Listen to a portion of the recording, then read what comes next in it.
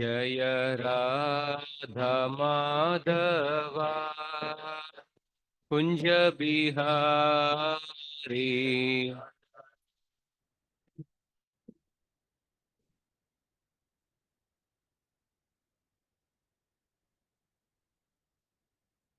जय ओम Vishnupad Paramhans परिव्राजकाचार्य अष्टोत्तर Shri His Divine Grace A.C. Bhakti Vedanta Swami Srila Prabhupada की जय जय ओम Vishnupad Paramhans परिव्राजकाचार्य अष्टोत्तर Shri His Divine Grace भक्ति सिद्धांत सरस्वती ठाकुर श्रील प्रभुपाद की जय अनंत कोटि वैष्णव वृंद की जय नामाचार्य श्रील हरिदास ठाकुर की जय ग्रंथराज श्रीमद् भागवतम की जय निताय गौर प्रेमानंदे all glories to the assembled devotees, all glories to the assembled devotees, all glories to Sri Guru and Sri Gauranga.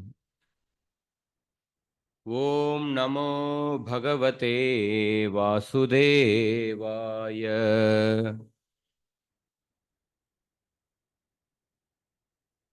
ॐ नमो भगवते वासुदेवाय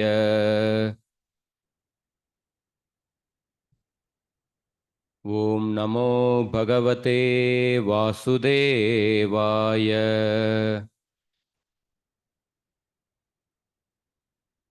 नारायणं नमस्कृत्य नरं चैव नरोत्तमं देवीं सरस्वतीं व्यासं ततो जयमुदीरयेत् नष्टप्रायेष्वभद्रेषु नित्यं भागवतसेवया भगवतीर्वुत्तमश्लोके भक्तिर्भवती नैष्टिकी कृष्णाय वासुदेवाय देवकीनन्दनाय च नन्दगोपकुमाराय गोविन्दाय नमो नमः। ॐ अज्ञानतिमिरन्धस्य ज्ञानाञ्जनशलाकया चक्षुरोन्मिलितं येन तस्मै श्रीगुरवे नमः। नमो ॐ विष्णुपादाय कृष्णप्रेष्ठाय भूतले श्रीमते भक्तिवेदान्तस्वामिन्निति नामिने नमस्ते सारस्वती देवे गौरवाणी प्रचारिणे निर्विशेष शून्यवादी पाश्चात्य देशतारिणे जय श्री कृष्ण चैतन्य प्रभु नित्यानंद श्री अद्वैत गदाधार श्रीवासादि गौर भक्तवृंद हरे Krishna Krishna Krishna Hare Hare Hare Ram Ram Ram Hare Hare.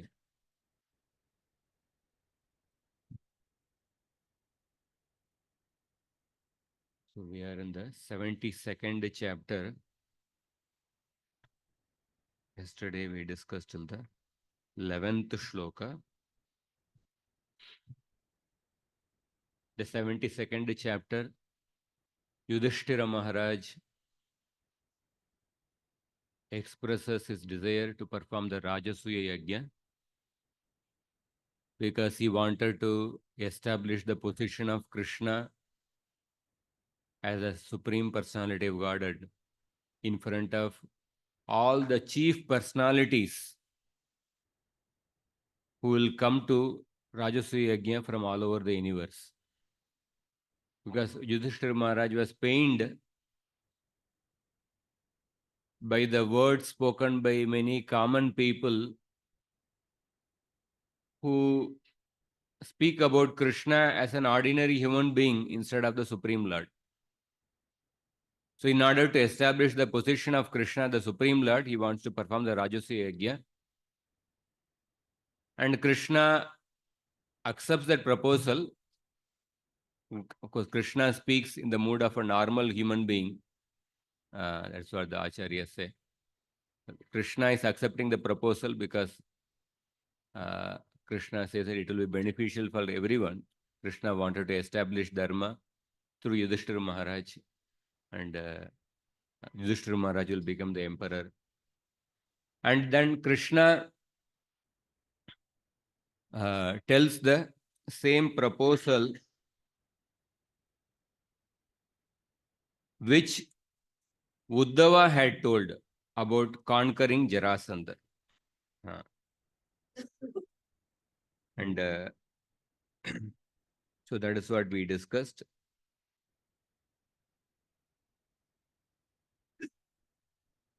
So he told that how for performing the Rajasya Yajna, one has to conquer all the kings all over the universe. So 10th and 11th shloka, we'll just read once more and then we'll go to 12th shloka. Krishna also glorifies the Pandavas.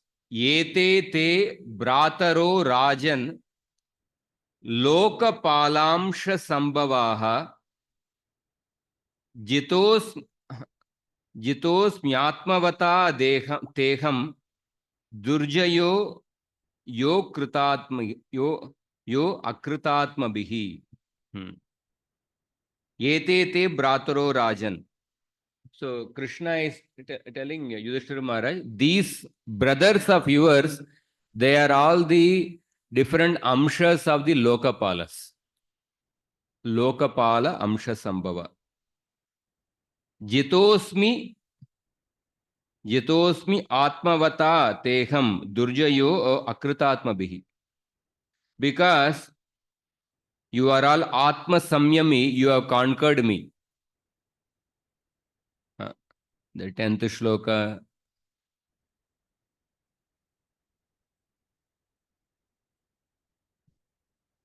He says that since you are all self-controlled, you have conquered even me.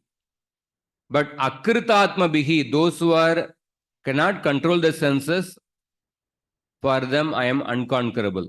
So in this regard also, I just want to quote a few shlokas. There are different shlokas in the Bhagavatam in the theme of conquering the unconquerable Supreme Lord. What is one famous shloka which somebody remember? Jnane prayasa mudapasya namanta eva जीवंती सन्मुखरिताम भवदीय वार्ताम स्थाने स्थिता श्रुतिगताम तनुवांग मनोबिर ये प्रायशो जितजितोप्यपिते स्त्रीलोक्याम.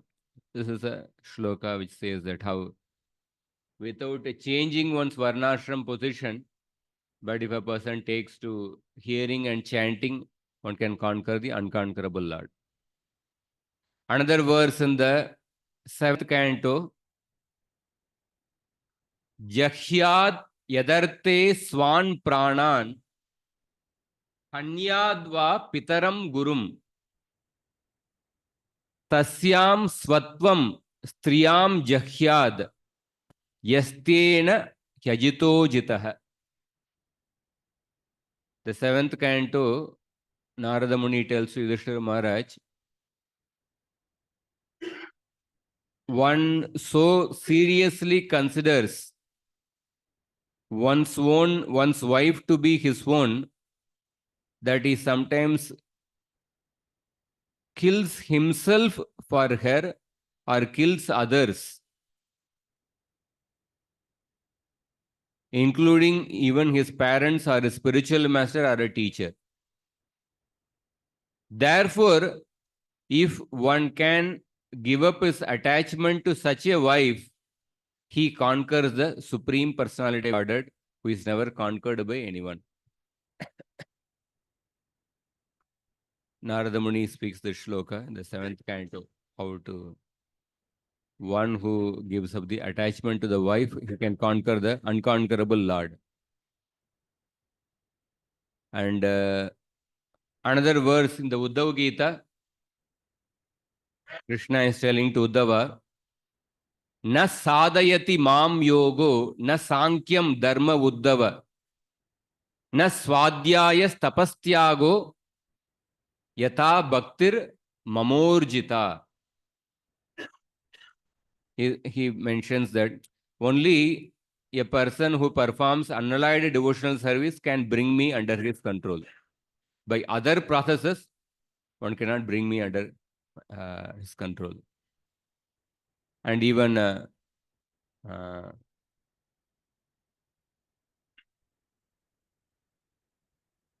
like that. And also you see, uh,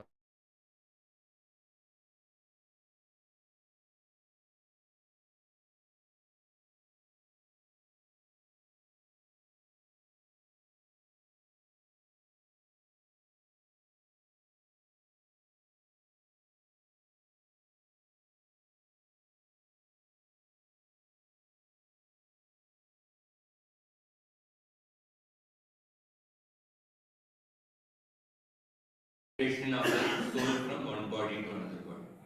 Akritatman, the word comes there also. So, in 11th shloka, न कश्चिन मत्परम लोके तेजसा यशसा श्रिया विभूतिभिर वापि भवेत् देवोपि किमु पार्थिवः. Krishna assures the Yudhishthira Maharaj and gives him confidence to conquer all the kings. He says how nobody can conquer the devotee. Nobody can conquer the devotee. In this regard, Jiva Goswami says that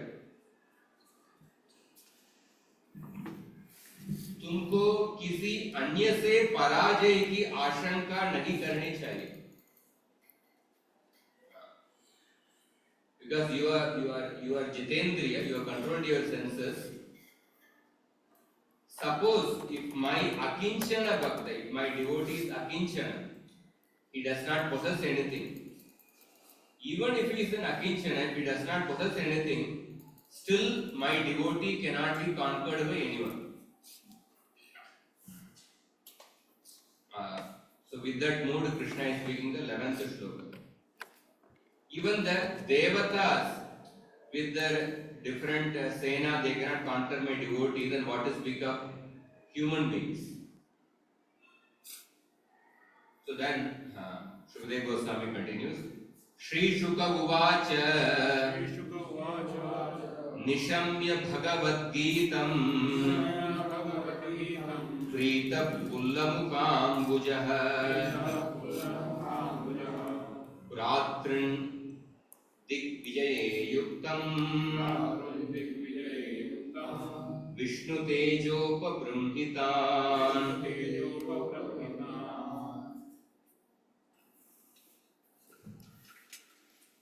Shukadeva Goswami said, upon hearing these words sung by the Supreme Lord, King Yudhishthira became joyful, and his face blossomed like a lotus. Thus he sent forth his brothers, who were empowered with Lord Vishnu's potency to conquer all directions. So Nishamya Bhagavad Geetam Nishamya, after hearing Bhagavan's words, Preetaha Pulla Mukambujaha. Yudhishthira Maharaj became happy. Pulla Mukambujaha. His face became blossomed. Vishnu Teja Upabrumhitam Bratrun. Dikvijaye Ayunta. In order to conquer all the directions, he sent his brothers. What kind of brothers? Vishnu Tejaha Upabrumhitam Bratrun. Those brothers who are endowed with the Tejas, Vishnu Teja. He sent those brothers to all the directions. So we see the next two shlokas also talks about which brother he sent to which direction. 13th shloka. Sahadeva dakshinasya madishat sahasrinjayaihi dishi pratichyam nakulam udichyam sabya sachinam prachyam vrigodaram matsyai kekayai sahamadrakaihi. He sent Sahadeva to the south with the Sanjayas, Nakul to the west with Matsyas, Arjun to the north with Kekayas, and Bhima to the east with Madrakas. So we see that Yudhishthira Krishna gave encouragement to the Pandavas. Krishna encouraged the Pandavas, but then the Pandavas, they had to do the hard work. Actually. They had to do the hard work. Yudhishthira Maharaj sent his son, brothers to different people. So, even elsewhere in the Bhagavatam 9th canto, after Lord Ram came back to Ayodhya and became the emperor, it is described that Lord Ram sent his brothers to conquer other kingdoms, to expand the Dharma Rajya. So, Prabhupada says that Lord Ram showed his favor to his brothers by ordering them to go out. Many of the devotees of the Lord residing in Vrindavan have taken the vow not to leave Vrindavan to preach Krishna consciousness. But the Lord says that Krishna consciousness should be spread all over the world. This is the open order of Lord Chaitanya. So then Prabhupada says that the Lord shows mercy to the devotees by telling them to preach. Ram stayed personally in Ayodhya to give audience to the people in general. But then one should not mistakenly think that the Lord asked his younger brothers to leave Ayodhya because he especially favored the citizens. No, Lord favored the citizens and Lord favored his brothers also by sending them to conquer other kingdoms, by sending them to expand the Rajya. Similarly, Chaitanya Mahaprabhu told Nityananda Prabhu to stay in Bengal and preach. And he told you, don't come to Puri every year, or don't come to leave Puri to go to Bengal for preaching.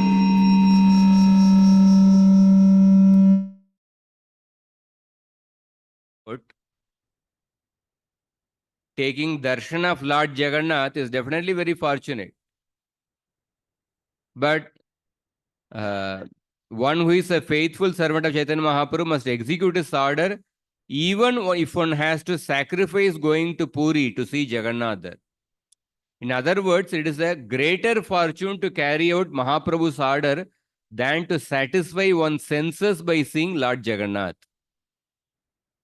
Preaching Mahaprabhu's cult throughout the world is more important than staying in Vrindavan or Puri for one's personal satisfaction.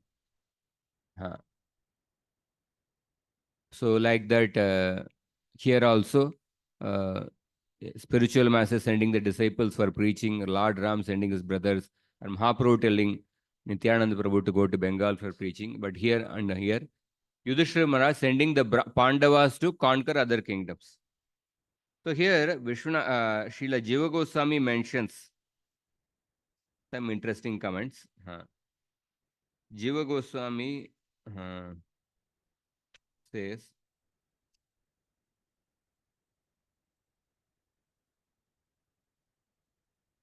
so in sending the brothers, Yudhishthira Maharaj chose regions according to the capacity of the different brothers. Understanding the capacity of Nakula and Sahadeva, he chose such kind of region.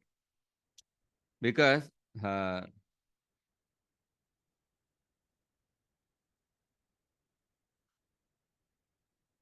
in the case of Nakula and Sahadeva, अति वात्सल्य पात्र होने के कारण सहदेव और नकुल को दक्षिण और पश्चिम दिशा को जीतने का आदेश दिया गया, क्योंकि वहां बहुत दुर्गमता और दुर्जयता का अभाव था. So, one is because of the affection towards Nakula and Sahadeva, and also understanding their capacity, he sent them to those regions which are not very difficult to conquer, where there is not so much of opposition. And then, but then, in the case of Arjuna, उत्तर दिशा महापर्वतमयती अत अति दुर्गम भी थी, फिर बहुत बड़ी संख्या में दुर्जेय गंधर्व आदि देवताओं से युक्त थी, अतएव सव्यसाची को उसे जीतने का आदेश दिया. More difficult region, therefore he sent Arjuna to those directions. If you read Bhagavatam describes, just mentions in one shloka, If you read Mahabharata Sabha Parva, there are, I think, several chapters. Arjuna going and conquering the different kingdom. There is a very detailed description which all places he went. Some people voluntarily accepted the submission under Yudhishthira Maharaj. Some people he had to fight. What all gifts he got. Very elaborate details are given. Mahabharata. Bhagavatam, just like Bhagavatam focuses, uh, just summarizes. So then, because Arjuna is Savyasachi, that means he is so expert that he can shoot arrows with both the hands, and even with the left hand he can easily shoot arrows. So therefore he was given such a difficult task. So by Savyasachi, the Arjuna's greatness is also indicated. And then for Bhima was told to go in the Purva Disha, eastern direction, because Jarasandha is also there, Magadha Desh.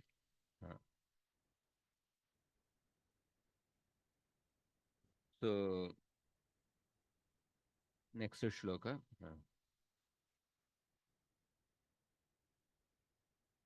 Te Vijityan Veera Ajuhrur Te Vijityan Veera Ajuhrur Digyavojasa Ajata Shatrave Bhuri Dravinam Nripayakshate. After defeating many kings with their prowess, these heroic brothers brought back abundant wealth for Yudhishthir Maharaj, who was intent of performing the sacrifice, O king. So Pandavas brought abundant wealth. Again, there's a very detailed description what all wealth they brought. The detail is there in the Mahabharata. But so here in this shloka, Shukdev Goswami has used the word Ajata Shatru to describe Shukdev Goswami, the Yudhishthira Maharaj. So one may wonder, because Yudhishthira Maharaj is sending people to conquer so many people, that means he is considering so many people as the enemies. So at the appropriate place, the appropriate word is used. And the acharyas are very attentive to capture the particular word used, and then they highlight that. स्वभावतः युधिष्ठिर का किसी के प्रति द्वेष था ही नहीं. वे जो दिग्विजय कर रहे थे वह केवल राजसूय यज्ञ की अपेक्षा से ही कर रहे थे. Yudhishthira Maharaj did not have enmity towards anybody. Only for the purpose of performing Rajasuya Yajna, he is actually conquering the different people. So, when we see, like, there are so many in this world also, there are different Europeans, Britishers, French, and different people. They also conquered different kingdoms. But the difference between this Pandavas going and conquering and the British invasion or the Mughal invasion, these invaders, they literally looted the countries. They looted the temples, which would be storehouse of the gold, looted the countries.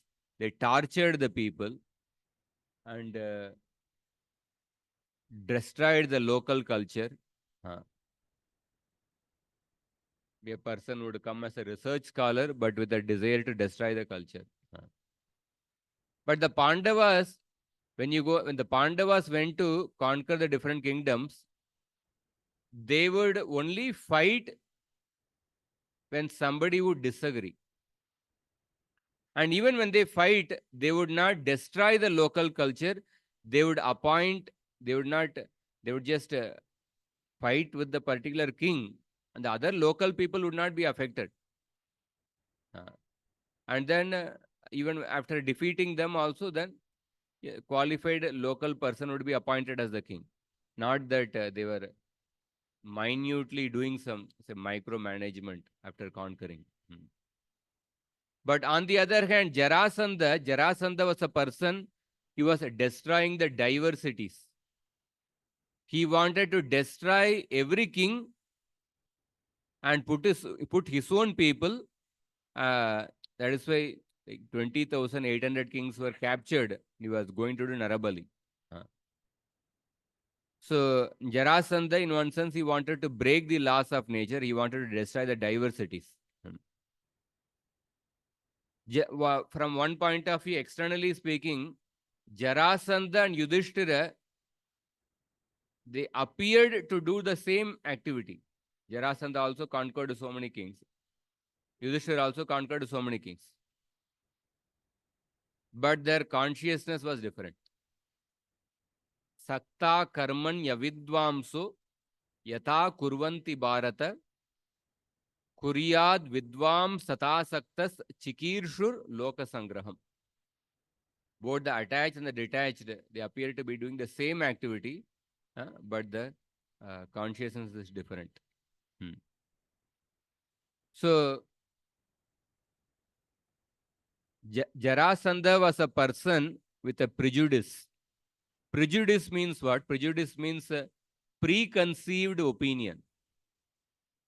For example, somebody may be influenced by certain repeated experience in his life, and because of that he may have a preconceived opinion. Or because of hearing a certain kind of narrative, one may have a certain preconceived opinion. Or a person, suppose, who is born eating one particular variety of food only, he may have a prejudice against other types of food. Or he may have a prejudice against anything which he did not experience. Or he may have prejudice against the entire civilization which he did not experience. So when a person has a prejudice, a person can be violent towards a community or a civilization without even little feeling of guilt or remorse. Rather, prejudiced people, they may justify their violence. For example, some of the Europeans, they conquered others. They may say that we are benefiting the aborigine civilization by wiping out its people and creating a better kind of civilization. So,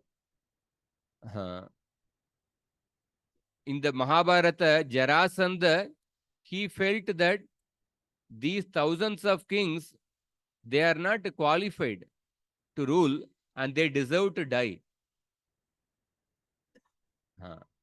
Because of the prejudice, he didn't feel a single sense of remorse in killing those 20,800 kings. So therefore, like for example, certain parts of the world, like in the history, if we study, previously in Christianity or a certain religion, they believed that women did not have a soul. So therefore, there is nothing wrong in exploiting them. They had such kind of prejudiced opinion. Or some people consider the soul inside a physically challenged person to be incomplete. So therefore, they want to make it complete by killing that person. Such kind of prejudiced opinion are there. Or people, if the color of the skin is different from our color, then you don't deserve to live. Like that, many white men terminated many thousands of Native Americans because of the prejudice. So one is having a prejudiced opinion. Opposite to that is the being judicious. Being judicious means understanding the science of the soul.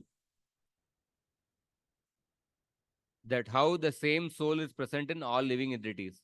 Being judicious means having an equal vision. Vidya Vinaya Sampanne Brahmane Gavihastini Shunichaiva Shwapakecha Pandita Samadarshina. So such a person, he does not commit any violence unnecessarily. So one sense, if we see the battle of Kurukshetra or this particular effort from the Rajasuya Yajna and the fighting against Jarasandha is a war between the judicious Pandavas and the prejudiced Kauravas. Or the war between the judicious Pandavas and the prejudiced Jarasandha, who felt that these 20,800 kings don't deserve to live. So here,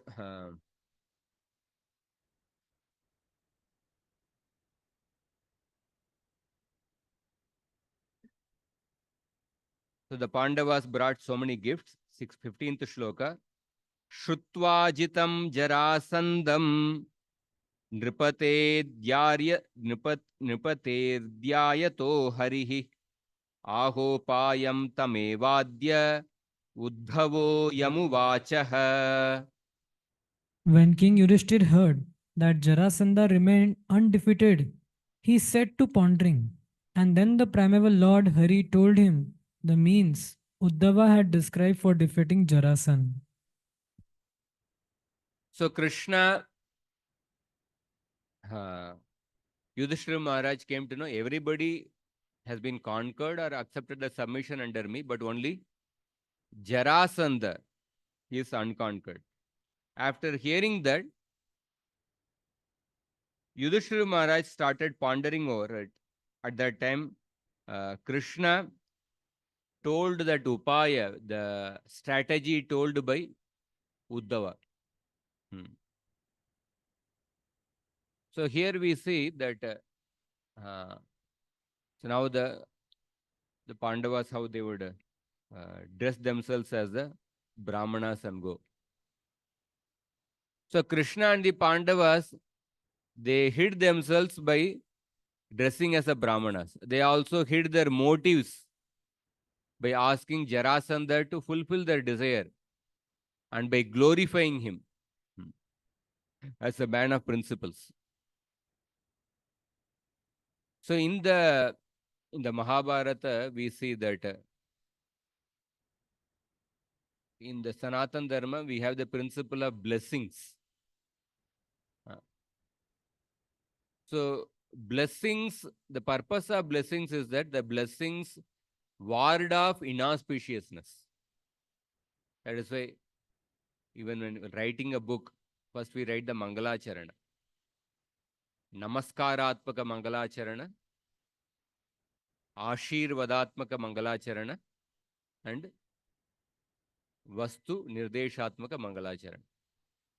The purpose of Mangalacharana is to create auspiciousness and to ward off all the inauspiciousness. That is the purpose of the blessings. So, even the adharmic people, they also had great faith in the power of heartfelt blessings. That's why Jarasandha was Brahmanya. Even in the current time also, we will see there will be politicians who are into minority appeasement, who may speak openly against Sanatana Dharma, but in their home, so the politician who spoke the Sanatana Dharma should be eradicated like a mosquito, dengue.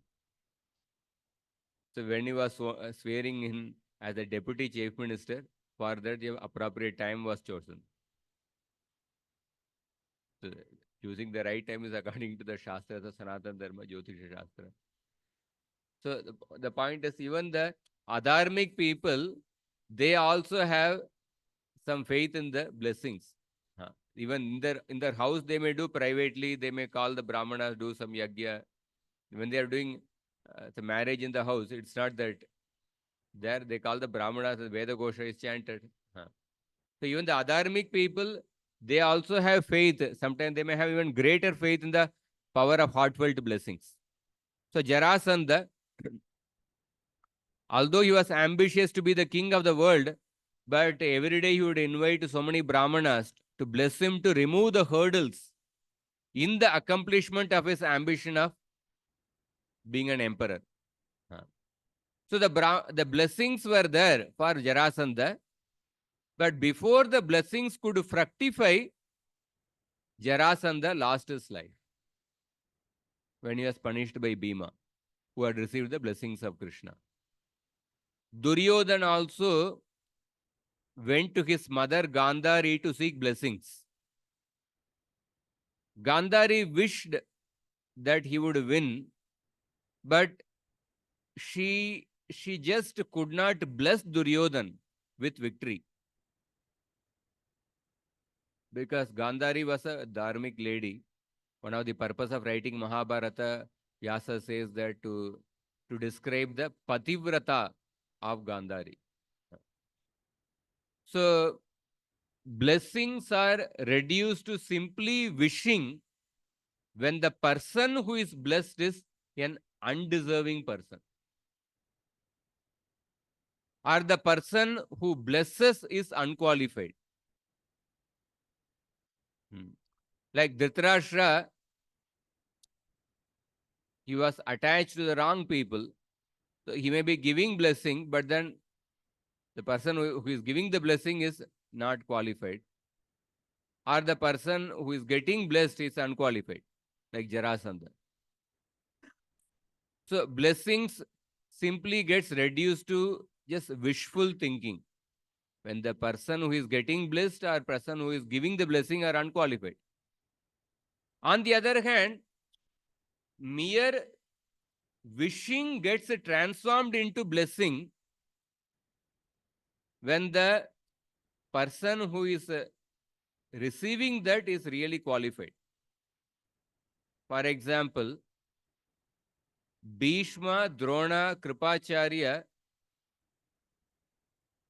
they wished that they blessed Yudhishthir before the beginning of the battle. Because Yudhishthir was so qualified, although they fought in the opposite party, they wished that Yudhishthir should win. And then Yudhishthir, because he was so qualified, so their wishful thinking transformed into blessing, and he actually he won the battle. So therefore, if we see the person like Jarasandha, he is really abusing the kings. So anybody who abuses the less privileged people, or the helpless people, or the downtrodden people, then the abusive people, however strong they may be, they will drown in the very tears of the abused people. And this is an eternal principle. That is why in Ramayana also Mandodari says, when Ravana died, Mandodari said, Ravana has not been killed by the arrows of Ram, but Ravana has drowned, he is drowned in the tears of Mother Sita. The third canto, 16th chapter, Lord Vishnu tells that Ye me tanur dvijavaran duhatir madiya bhutan alabda sharanani cha beda buddhya drakshyant agakshata drishop ahimanyavastan gridra rusha mama kushant adidanda netuhu. The brahmanas, the cows, the defenseless creatures are my own body. Those whose faculty of judgment has been impaired by their own sin, look upon them as distinct from me. They are just like furious serpents, and they are angrily torn apart by the bills of the vulture-like messengers of Yamadutas, Yamaraj. So, in this way, Krishna relayed that upaya told by Uddhava, and then Bhima Sener Juna Krishno Brahmalinga Dharastrayah Jagmur Girivrajam Tata Brihadrata Sutoyatah. So all of them Brahmalinga Dharastrayah. So they took the Vesha of the Snataka Brahmana. Snataka Brahmana means those who have completed the education. So what is that ceremony in called? The Vedic convocation ceremony is called as Samavartana. Samavartana. Samavartana. Yeah, Samavartana. Snataka Brahmana. Am I correct? Those who have completed the graduation. No? Yes, Prabhuji, yes. Samavartana. So So they took the form of this Snataka Brahmana, and then so here Jiva Goswami raises one point. I'm just giving little point. He has given elaborate purpose. So we know that Uddhava had told that only Bhima can kill Jarasandha. And Bhima will be able to kill Jarasandha in your presence. Tava Sannidhav, he had mentioned. So now what is the need of taking Arjuna along with? Uddhava did not mention anything about Arjuna. Arjuna was not nowhere in the picture. So what is the need of taking Arjuna? So Jiva Goswami says that Jarasandh वध के लिए श्री कृष्ण के साथ भीमसेन का गमन का तो औचित्य है, परंतु अर्जुन के गमन में जो कारण बताए गए हैं उनका उल्लेख श्री कृष्ण ने ही वहीं इस प्रकार किया है. Krishna himself tells the reason. Krishna told that मुझ में नीति है, भीमसेन में बल है, अर्जुन हम दोनों का रक्षक बने. इस प्रकार हम तीनों जरासंध को मार देंगे. तो कृष्णा से आई हैव नीति एंड कृष्ण भीमसेन हैज बल, strength. Arjun will protect both of us. So we all three of us will together will kill Jarasandha. Like that Krishna told. But Acharya Jiva Goswami adds one more thing. He says that actually in truth Krishna was just giving a reason like that. तत्वतः ये तो प्रायः जरासंध को जीतने का बहाना था. वस्तुतः सख्य ही अर्जुन को साथ लेने का कारण था. So because of the affectionate friendship with Arjuna, Krishna also took Arjuna along with him. Otherwise, Arjuna did not have any role there. And one more point he says, which is not very clear. जैसे option आह्वनीय एवं दक्षिणाग्नि तीनों अग्नियों में यज्ञ करने पर वे शत्रु वध कर डालती है. शत्रु वध कर डालती है. It's related to maybe yajna. There are different types of fires in the yajna. There are certain yajnas are performed to kill the enemies. So 3 types of fires are there. So with those 3 types of fire, Shatru can be killed. So similarly, all 3 of them went in order to kill Jarasandha. No. This like they were Yudhishthira Maharaj sent them to conquer. Hare Krishna, Krishna Krishna, Hare Hare, Hare Ram, Hare Ram. So when Bhima was sent to the east, so that time he didn't fight with Jarasandha because they were sent for that purpose only. And if he said no for subjugation, so that time the army was there. So what is the logic? He went already. Yeah, this point Jiva Goswami writes in the purport. Next shloka. I couldn't understand fully that point, but maybe let us see. He writes that. So maybe because I couldn't understand some of the sentences. This point was mentioned by Jiva Goswami. Jiva Goswami says that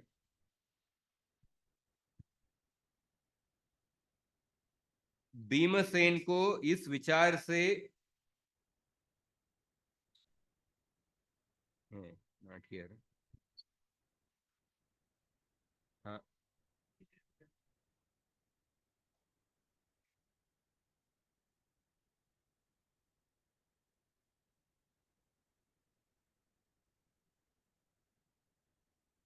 okay, okay.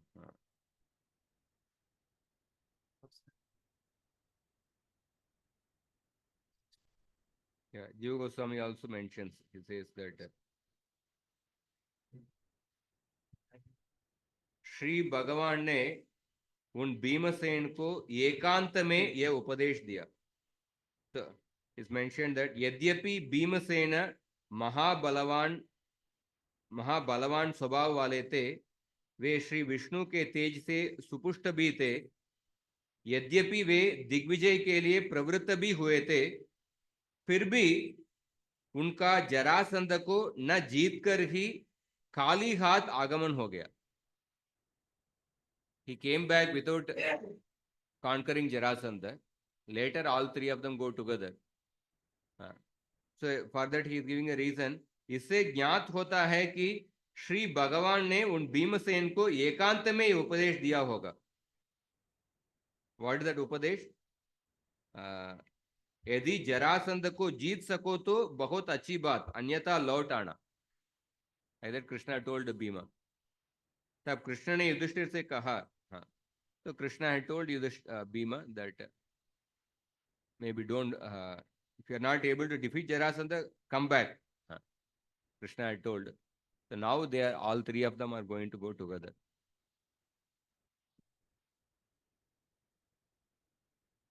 Hare. And Prabhuji, you mentioned that Jarasandha received blessing. So whose blessing and when he received? Brahmana's blessings. Okay. Because he was unqualified, because before the Brahmanas, before the blessings could fructify, he was killed by Bhima.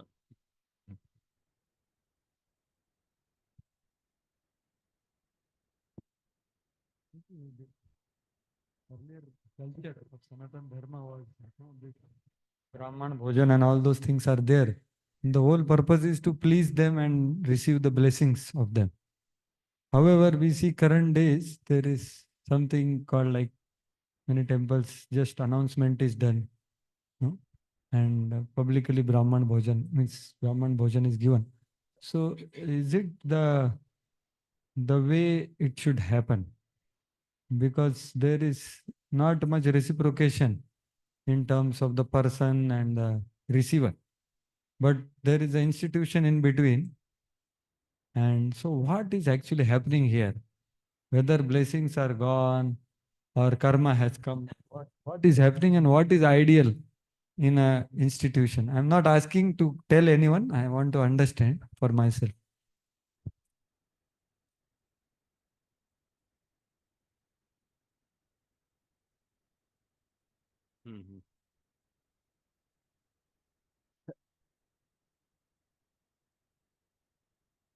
Definitely the positive part is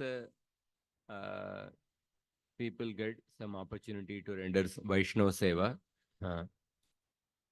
So from pure Vedic point of view, there may be many compromises or something. Ideally, one should, they invite to their houses and then they cook on their own and then they provide. That is a normal ideal, this one, whatever they can.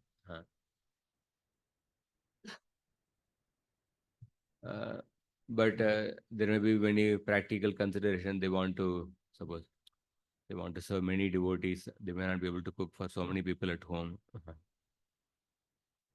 Physically, they may have limitations for cooking even a few people. At least there is some opportunity to render Vaishnava Seva, and because with all the different whatever flaws, seeing from a traditional point of view, But at least when we see Krishna Prasad is given to the Vaishnavas. From their point of view, some Vaishnava seva was happening. And regarding blessings, Prabhupada mentions in one purport. I'll go through that. Like blessings, we talk about like feeding the Brahmanas and getting the blessings. But which Brahmanas who truly have the Brahmanical qualities, when they give blessings, then those blessings will come true. So Prabhupada writes in the 10th canto, in the Uttana ceremony, 7th chapter. To have all these qualities are mentioned. When Uttana ceremony of Krishna was being performed, that time Yudhishthir, the Yashoda invited different Brahmanas. So Prabhupada says that, just go through that section of the purport. I think,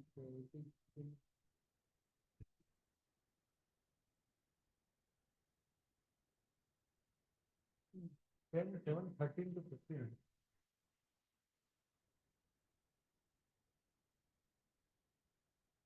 Brahmanas free from envy and Krishna. Which is that shloka? 10, 7, 13 to 15. 13, 15. Yeah, I came to that. And the Brahmanas are free from envy, untruthfulness, unnecessary pride, grudges, disturbance by the opulence of others, and false prestige. Their blessings never go in vain. So considering this, Nanda Maharaj soberly took Krishna on his lap and invited such truthful Brahmanas to perform a ritualistic ceremony according to the holy hymns of the Samaveda, Rigveda and Yajurveda. So here Prabhupada also writes a very important point. The blessings of the Brahmanas who are not envious, disturbed or puffed up with pride and false prestige and fully qualified with truthfulness will be useful. Therefore, a class of men must be trained as Brahmanas from the very beginning. So with the Krishna conscious movement, we are trying to introduce such Brahmanas in society. The Brahmanas must ultimately be Vaishnavas. In furnace, a Vaishnava has already acquired the qualifications of a Brahmana. So it was such Brahmanas that Nanda Maharaj invited to chant the Vedic hymns, not ordinary Brahmanas. Yeah, definitely these are valid points of discussion. When we see the Shastra, Brahmanas, there are verses in the Shastra which actually which give validity to the Brahmanas based on Guna Karma and also based on Janma. So the Varnashram system based on birth, that also has a Shastric Pramana actually. Not that that's completely wrong. Bhagavatam 10th canto itself, there is a shloka. Janmana Brahmano Guruhu. Janmana Brahmano Guruhu. We see the 10th canto is there. And then another shloka. So I'll show you that. 11th canto, 11.17.15. Varnashramananam cha janmabhumi anusarinihi. Janmabhumi anusarinihi. The various occupation social divisions of human society appeared according to the inferior or superior natures manifest the situation of the individual's birth. And then Janmana Brahmano Guruhu 10.8.6, where also which also emphasizes birth. And then another shloka, Brahmano Janmana Shreyan. This is also in 10th canto. Sarvesham Praninamiha. By his very birth, a Brahmana is best of all living beings in this world. Like that, there are some more shlokas are there. And then, of course, we know the other shlokas where Chaturanya Maya Srishtam, Guna Karma Vibhagashaha, many other shlokas which talk about the importance of Guna and Karma. So, therefore, both the systems, Brahmanas based on birth, Brahmanas based on Guna and Karma, both have validity. Brahmanas based on birth, they are also expected to have the Guna and Karma. So, but in an institutional point of view, there is a fourth factor which comes, which is not there in the Shastra actually. When you see from a Shastric point of view, Brahmanas based on birth and Brahmanas based on Guna and Karma. Both are there. But oftentimes, sometimes, so there is a need of the Seva, the Brahmana Seva. So therefore, these people need to be given Brahman Deksha. So that means the fourth factor, the need of the institution, that may take sometimes the greater prominence than the other factors. So this reality, therefore, we have to, I don't know what to comment on that, but individually speaking, the Brahmana Bhojana, when they are expecting, when they want, they say, as a grahasthas are outside, they are actually feeding they want to feed the Brahmanas, get blessings for the children or whatever occasion. They may be doing with an innocent, sincere faith. So people who are accepting that bhojana, so it becomes a responsibility to not to breach their trust and to live according to what they expect.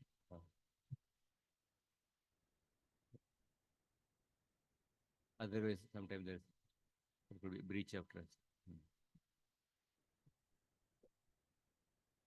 Just want to understand further. What is the responsibility of the receiver? Because as you said, the biggest responsibility is to not breach the trust by living by those qualities. And it's easier said than done. We are trying for all these qualities, non-enviousness and all that, truthfulness. So what is the responsibility on the side of gross? Like they have done their duty of giving their hard-earned money. So what is our duty as a, that we have to reciprocate in some way, means, or just once chanting Hare Krishna Mahamantra is sufficient? No, we have to live by the principles of our ashrama, and not just once chanting this one. We have to live by the principles of following the particular lifestyle, services, morning program, being focused on Shastra, Seva, preaching, the way it is expected, being straightforward, whatever qualities Prabhupada has mentioned. We have to endeavor to live by those qualities. Yes, so in lifestyle and practice. So there is no specific thing, like what I heard one senior devotee used to say that if you are going to take food in someone's house, then you should do something. Should enlighten them. You should do some kirtan in their house. So it's like in the house when we go, that definitely one should do kirtan katha. Because here they are feeding, say, one's lunch prasadam or something. yes, There's no kirtan for that. We just follow our morning program, this one. yes, is that enough? Because the whole thing is cut down here. No, the cooking endeavor of the person, and actually from them it is good that here only it is get cooked. And our devotees also, of course, if they are doing morning program, they are doing things surely. But that specific reciprocation has reduced a lot. So is it proper, or means I am not about, as you said, that institution brings in another thing only. So what Shastra is saying, Vishaira Anna Khaila Malin Haila Man and all that. Mahaprabhu says to Raghunath Das. So where these things apply here, that who is giving? The personal reciprocation, that part is definitely is cut down, definitely. Endeavor also is cut out, that cooking endeavor and pleasing endeavor. There is nothing. Sometimes they just don't come. What is being given, No, it's like there is a pleasing thing also, right? You don't know, you may not even know who is the person who is sponsoring. You may not. Yeah, we don't know. Only the name is announced. Even if the person is, you may not, you may never know. Definitely, because of the say previously everything was little more personal, localized. As the globalization increased, it also had its impact on the our spirituality also. Whatever, even the feeding prasadam, it becomes global in the sense. Suppose if somebody sponsoring, he may just transfer the money from this one. Sometimes he may not even get a time to come to temple. You may not know who is eating prasadam. Those who are eating prasadam, they may not know who is sponsoring. So the personal reciprocation, the personal dealing, that has definitely reduced. So some things one can think about how to improve the like within this particular system, how we can maybe think about how to Hare Krishna. reciprocation. Yeah. So suppose Hare Bol. Hare Krishna. Can't hear at all. Hare Krishna. Acha. He's trying. Hare Krishna. Yes, Prabhu. Now we can. I think when you're answering, you're going slightly away from the mic. That's why. Okay. So what I was saying was that the personal reciprocation part has definitely reduced. We can maybe together get together and think how to improve the personal reciprocation. It could be at least we can ensure somebody who is donating, some person as on behalf of the family can come, and then some devotees when they come, some katha can be given to them, some interaction to them. That way, some Krishna katha is given, and the more personal relationship is developed. That will be good for their family also, and then we also develop. Okay, well, these people only today sponsored prasadam, and they fed all the devotees prasadam. You also feel a more sense of personal gratitude towards those people. Give something to them. We can, within the existing setup, we can see how we can improve. One more fearful thing comes, which happens recently, no, 15 days. So one day we eat, means sponsorship of so many announcements. So actually, personally speaking, it's not possible to go. But institutionally, like 10 people announce, 10 people sponsor, and the whole thing is there. So is that something additional happening there? Because there is some kind, a devotee should not think about this karma and all, surely. However, but it is there in that. No? Because Mahaprabhu is saying that Vishaira, and Mahaprabhu didn't correct Raghunath Das. Raghunath Das understood after 2 years, and then he stopped, and then Mahaprabhu became happy. So it seems Mahaprabhu is also emphasizing the principle of whom you are eating, what they are earning, and all that. So then it becomes more, I don't know what to do, how to. See, definitely it is Radha Vrindavan Chandra Mahaprasad. Radha Vrindavan Chandra Mahaprasad. The ideal point of view, even the prasadam cooked by the devotees, grown by the devotees, or money earned through proper means. That ideal, this one.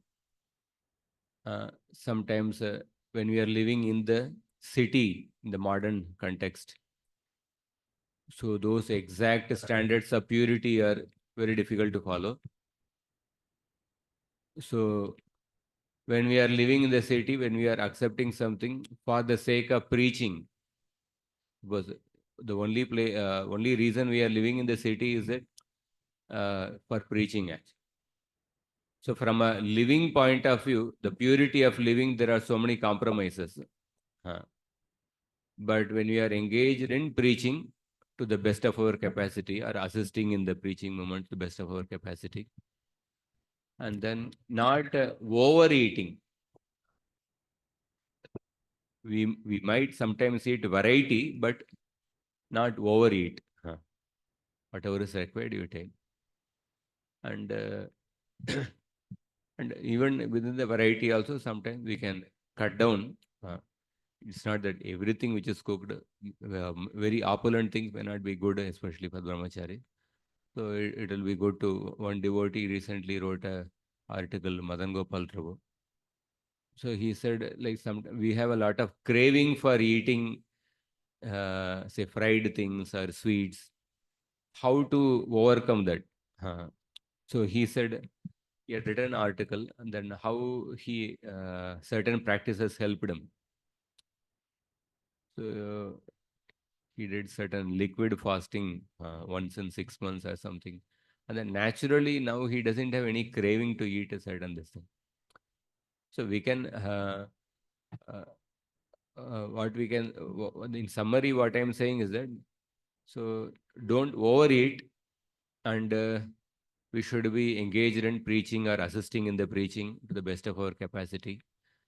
And then sometimes we can avoid opulent foodstuffs. We can accept suppose they cook 10 items, we can eat certain items, or certain things we can avoid, or sometimes we can try to create some regulation. In this month, we can avoid something like that.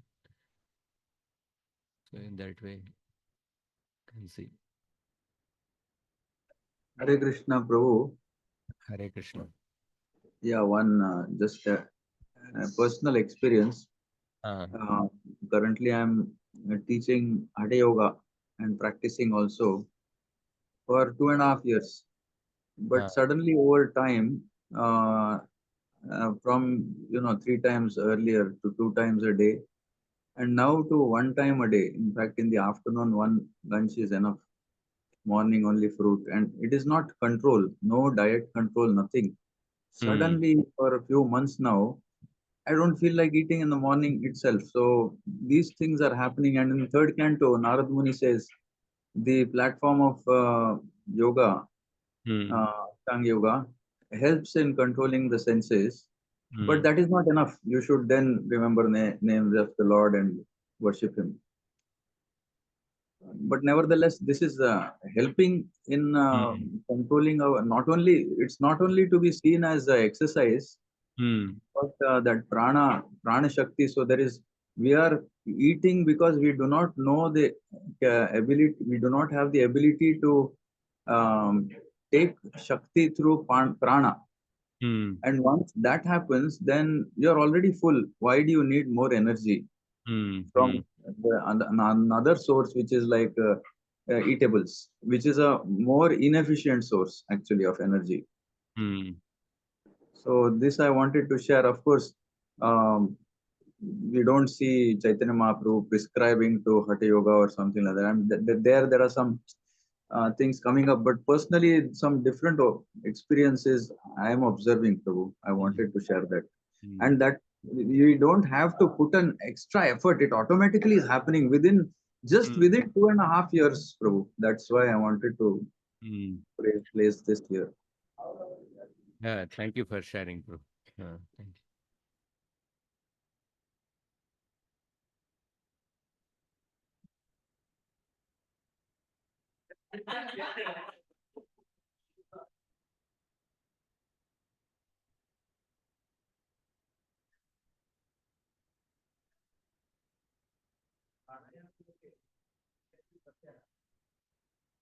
No, we have to, like, maybe we have to see what exactly the practices. No, Hatha Yoga for spiritual perfection in Kali Yuga is not difficult. For spiritual perfection, that is the process of the Satya Yuga. But for some health related this one, that's what we do yoga for that purpose.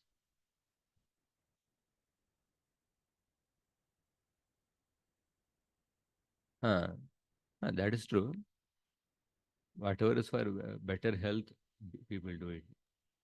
Prabhu, one thing out here, because he said for health and spiritual, what I'm observing is this Hatha Yoga and Raja Yoga, Ashtanga Yoga works from bodily purification inwards towards dharana dhyana samadhi. It starts with bodily purification and it goes into, it takes a long time. So for our Kali Yuga 70 years of age, it is not recommended at all, because first of all, bodily 70 years is too small for bodily purification, then pranayama, then wait and wait and wait, and then when is that whole dharana dhyan samadhi going to happen? So nama sankirtan, nama japa is extremely fast, because it is inside out, from inside, direct purification. Bhagavatam, if you hear, direct purification of the heart, and it goes outwards, whereas this one is outside in. So if we do both, it is like like a lot of benefits like that. In Hari Bhakti Vilas, in relation to performing japa, even Sanatana Goswami recommends certain aspects of pranayam in order to little sober the mind before performing japa. So whatever Hatha Yoga, Pranayam, which is recommended in the Bhakti scriptures, it is more as a assistant to better perform the act of Bhakti. Yes, Prabhu. Yes, Prabhu. Hare Krishna. Just I want to share one thing. Like Chaitanya Prabhu was telling jokingly that we survive on 1/3 of the food we eat, and doctors survive on 2/3 of the rest.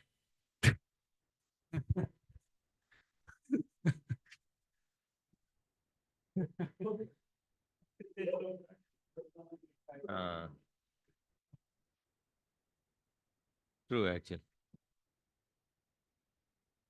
Okay, we'll go ahead. 17th shloka.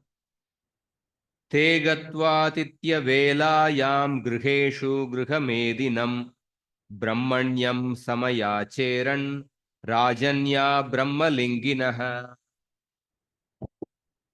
Disguised as Brahmanas, the royal warriors approached Jarasan at home during the appointed hour for receiving guests.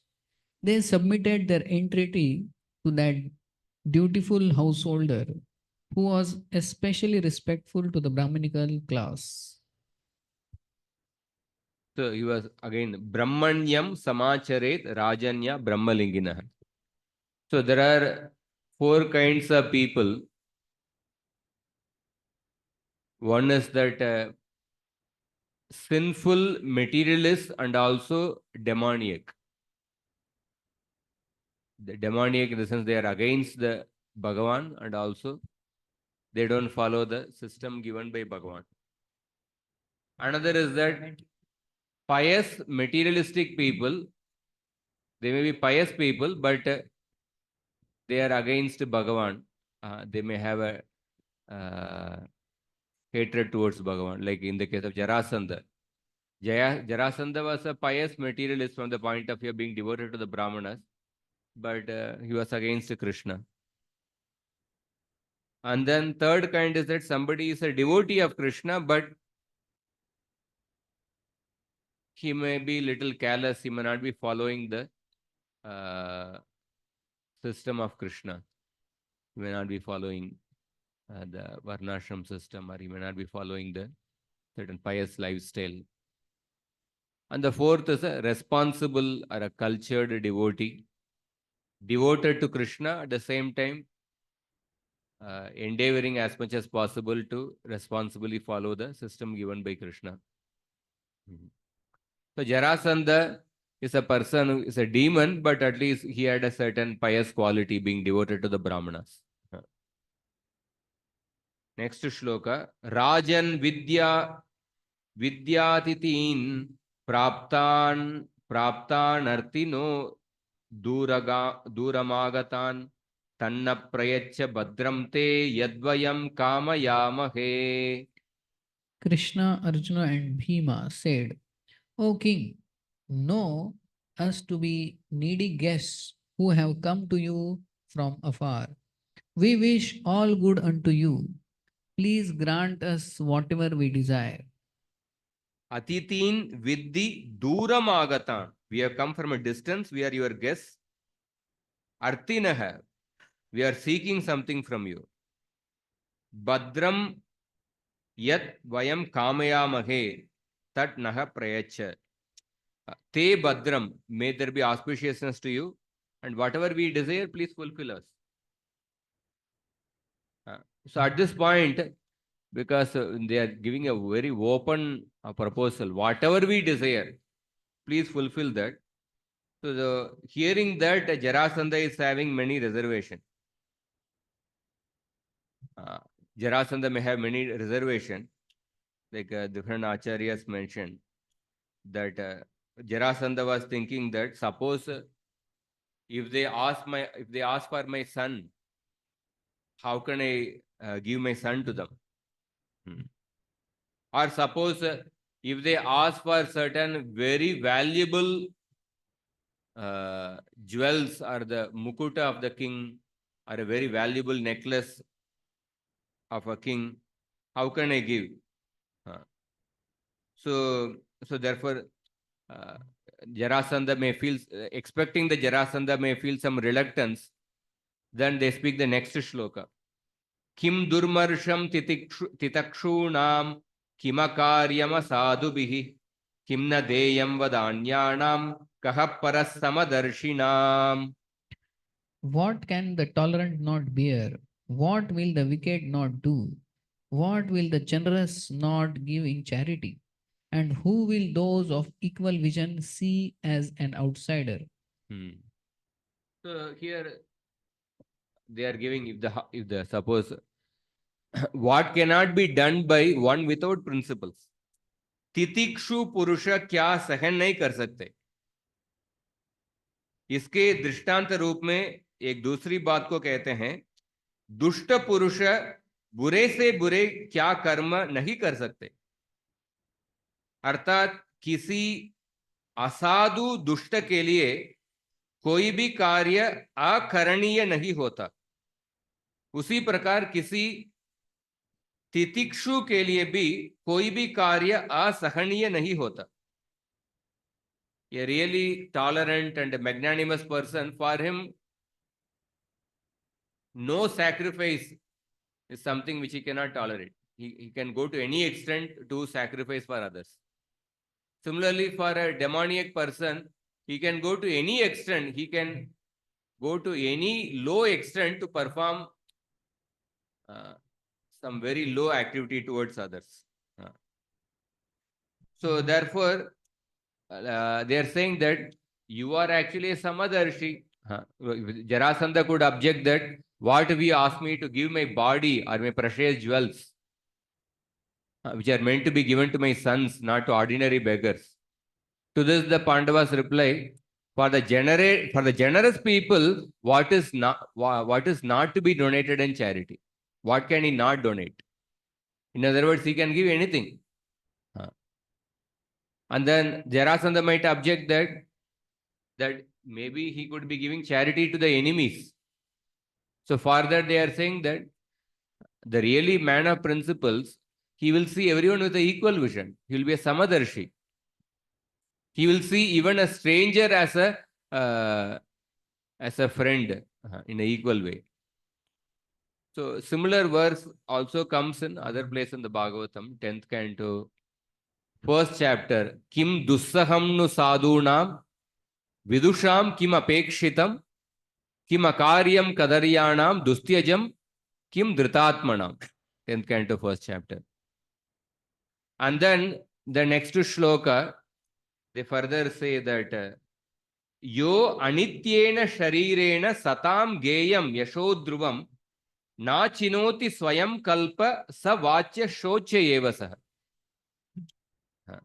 So that person who gives this temporary body, satam, to the really saintly people, then he will get dhruvam yashah. He will get fame which cannot be destroyed. Na achinoti, saha vachya saha shochayeva. One who doesn't sacrifice his temporary body for the worthy this one, such a person is condemned, or he is an indaniya vyakti. He is to be condemned. So even this particular similar theme also comes in the 6th canto. and the Devatas go to Dadichi Muni. Dadichi Muni says that Yo dhruve natmano nata na dharmam na yashappuman iheta bhuta dayaya sasrocha stavareirapi. One who does not endeavor for dharma and fame through his temporary body by showing compassion to others is pitied even by the immovable beings. And then Dadichi says that Yetavan avyayo dharma punya shlokai rupasitah yo bhuta shoka harshabhyam atma shochati hrishyati. The mind possessing imperishable dharma, which laments others' distress and rejoices at others' joy, is praised by pious men. Here the Pandavas are also speaking like that. Even the Bali Maharaj section also, Bali Maharaj also says that how the wealth and body are temporary, therefore they should be used to satisfy a Brahmana. Therefore I wish to give charity to this Vamana Brahmachari. And then the next shloka, Pandavas give 7 examples. 7 examples. Harishchandro Rantideva Uncha Vritti Shibir Balihi Vyada Kapoto Bhagavo Yadruvena Dhruvam Gata. So all of us, we definitely need examples. When we meditate on great personalities who have made a lot of sacrifices, that helps us also to make some sacrifices. Suppose you may be doing parikrama, say Govardhan parikrama. So suppose the person is a middle-aged person, but he is constantly seeing others doing parikrama in the cycle rickshaw. And although he is not so immobile that he cannot walk, but because of constantly seeing others doing parikrama only in the rickshaw, then after some time he also takes to rickshaw and starts doing parikrama. On the other hand, the same person, then he keeps doing parikrama in the rickshaw. Then after some time, he sees that a much elderly person, some 75-year-old person, is doing parikrama by walking. Then he dawns upon him, oh, why should I go in a rickshaw? He is doing by walking parikrama. Then he again comes down. So how seeing the example, what examples we see, how it impacts. It can help us to become complacent also, or it can help us to take some extra sacrifice to go out of the comfort zone. So the examples are very important. So here, Harishchandra, so to pay off the debts to Vishwamitra, Harishchandra sold everything he had, including his wife and children. And then he attained the status of a Chandala. Then also he didn't become discouraged. And then he went to heaven together with all the inhabitants of Ayodhya. This is Harishchandra's example. Rantideva's example, even after fasting for 48 days, he obtained some food and water, and then even somebody came to ask for even he sacrificed those food and water after fasting for 48 days. Mudgala Rishi, he practiced Uncha Vritti. Uncha Vritti means collecting the grains which are left over in the marketplace. And he practiced Uncha Vritti, but still he was hospitable towards uninvited guests. Even after his family had been suffering in poverty for 6 months. So he went to Brahmaloka. And the 4th example is Shibi. He attained heaven by giving his own flesh to a hawk in order to protect a pigeon who had taken shelter of him. 5th example is Bali Maharaj, who gave all his property Vamanadev. 6th example is an example of a pigeon and his mate gave their own flesh to a hunter as a show of hospitality. And thus they were taken to heaven in a celestial airplane. And then seeing the example of the pigeon and the maid, the hunter became renounced, and then he gave up hunting and he went to perform austerities. That's the seventh example. So Pandavas are giving all these examples because the examples, what kind of examples we see, and meditate on those examples. Although some of the Shastric examples, it may appear like I cannot relate with these examples, but we can think of those examples and then practice according to our level in the current time. I don't know the full. Shreyacharanam. After the Bhattarantilila, he was still looking at the trees. So sometimes the trees are doing tapasya, but Krishna Thakur actually giving the sloka. Nayam devo de bhajam niloke kastan kaman arti burjambe tapo divyam putraka yena sattvam sudhidasmad brahma shokyam tanuntam.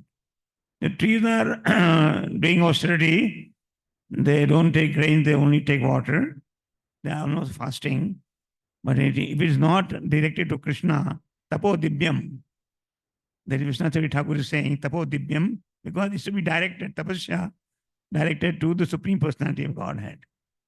So these two things, they are not virodhavas, but how do you relate these two things actually?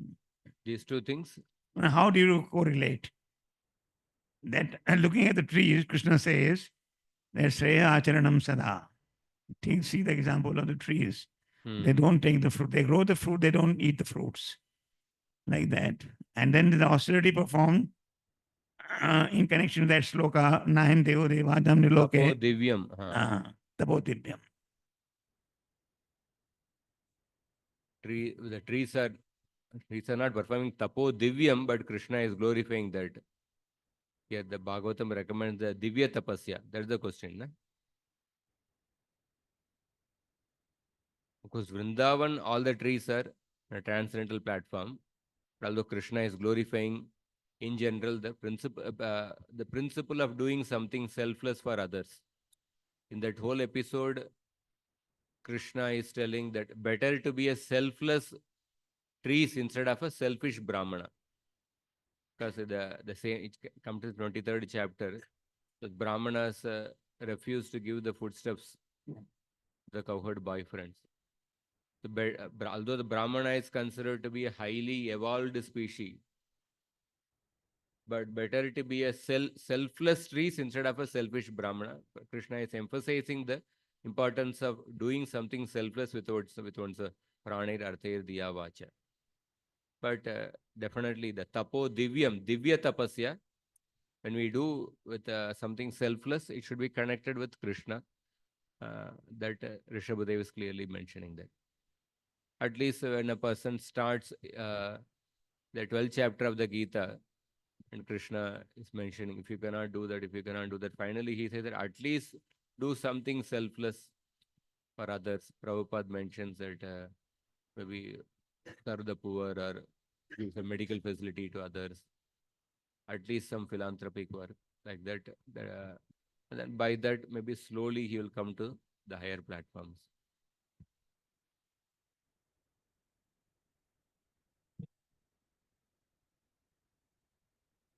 So here the question comes in the mind, what permanent thing Jarasan achieved by giving up his impermanent body in the fight? No, here the Pandavas are inspiring Jarasandha to give charity. Jarasandha, he is punished by the Lord. He is punished by the Lord through Bhima for his atrocities. Jarasandha's charity, like Jarasandha, Karna, they were all charitable people. But their charity comes more under the mode of passion and ignorance. Yattu pratyupakarartam phalam uddishya va punaha diyate cha pariklishta taddanam rajasam smrutam. Charity given with a particular expectation in mind. So that the Brahmana should give blessings and I can become the emperor and I can bring everyone under my control. I can offer so that all the kings can be killed. So there is this kind of charity is a charity in the mode of passion. And anything in the mode of passion, it will be very temporary only. And there is also he wanted to disrupt the entire system of Krishna.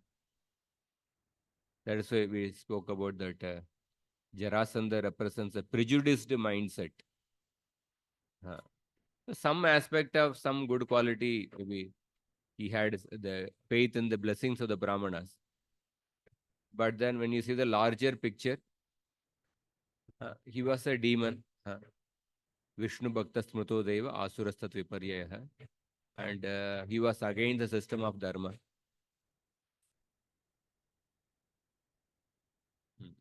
He is definitely punished. He didn't benefits. Some people sometimes who are killed by Krishna, or sometimes even those killed under the guidance of Krishna, those demons, they achieve liberation. They get liberated from the sins.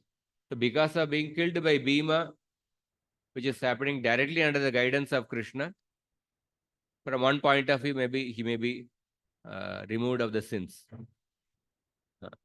maybe purified of the sins. But exactly the destination is not mentioned.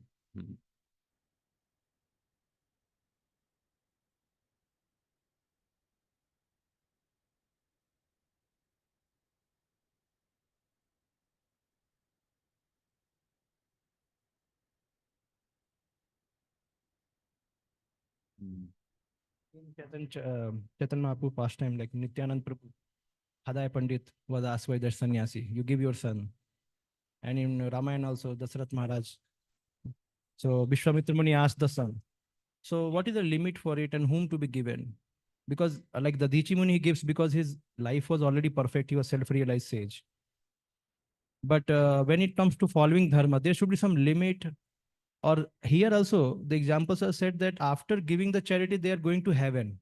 So the ultimate benefit is only heaven. So following dharma means there should be some spiritual benefit. So the person can sacrifice all these things.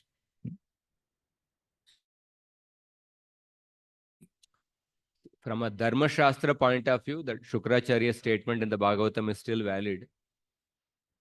Learned people don't appreciate that charity which endangers one's own livelihood. Dharma Shastra point of view, that statement is valid. But that statement should not be applied in that situation where Vamana Dev, the Supreme Lord himself, was standing as a person who is asking for charity.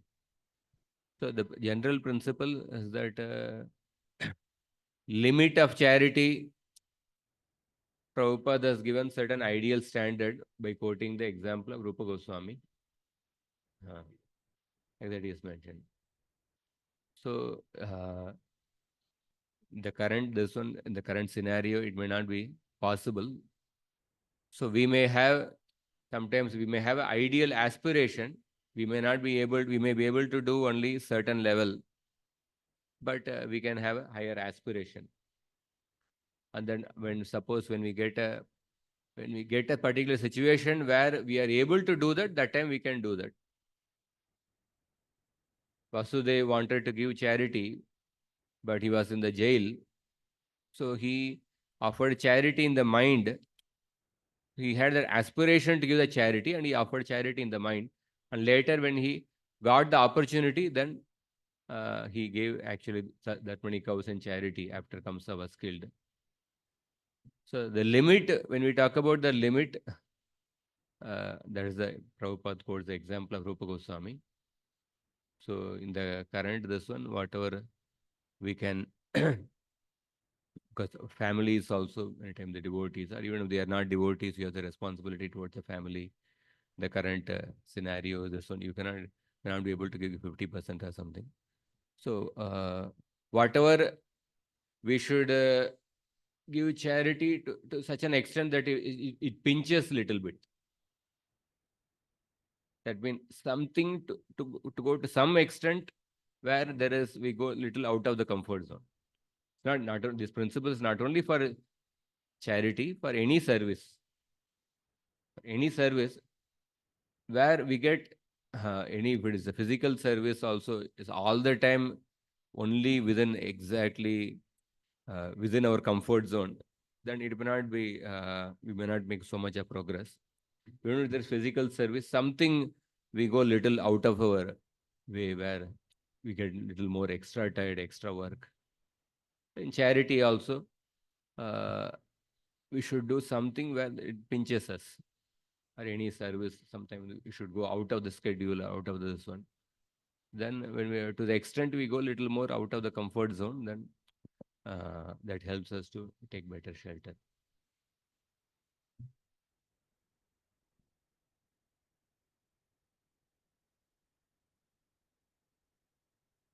Preconceived opinion. Before getting experience, only we form opinion. Based on our own limited experience, not experiencing the other world, we have a preconceived opinion.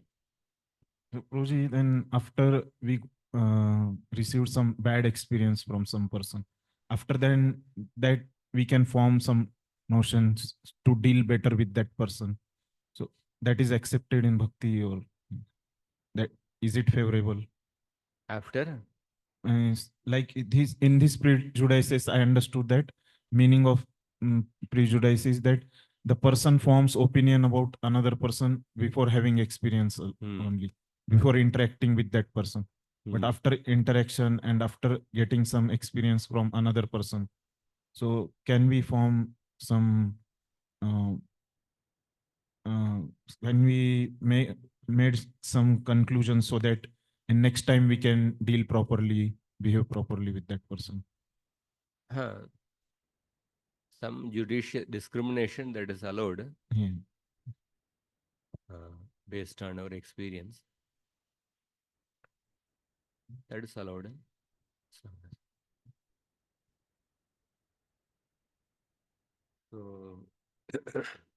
so we'll go ahead further.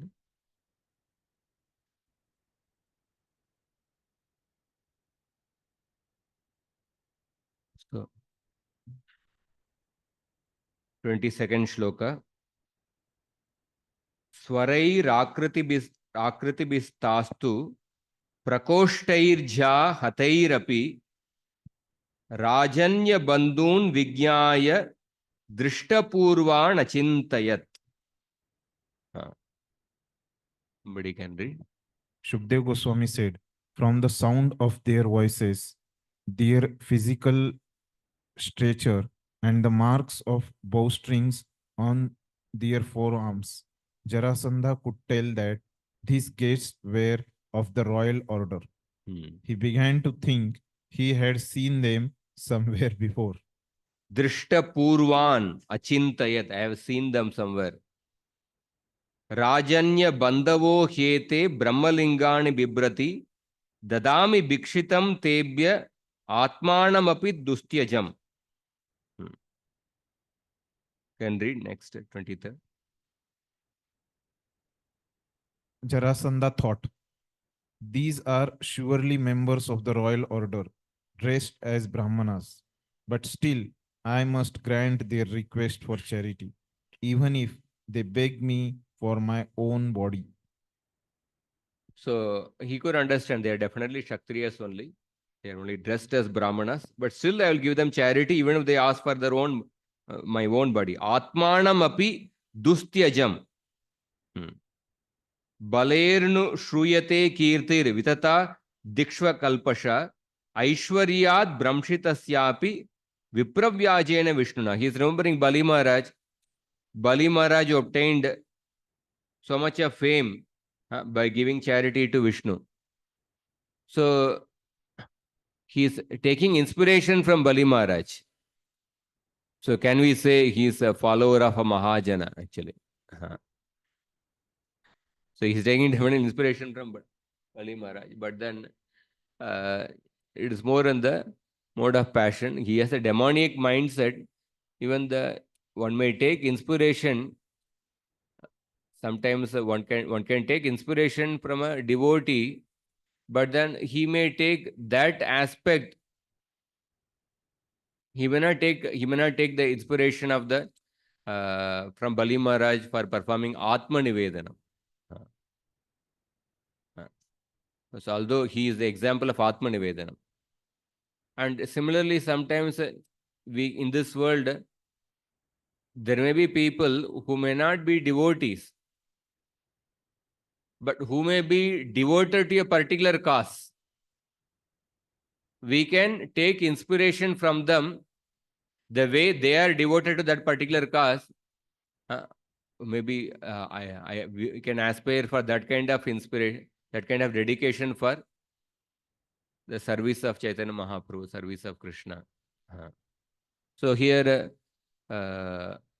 Bali Maharaj is in one sense, Jarasandha wants to perform charity, but it is expecting something in return. Yattu pratyupakarartham is a charity in the mode of passion. Karna is also glorified as a Dana Veera Karna.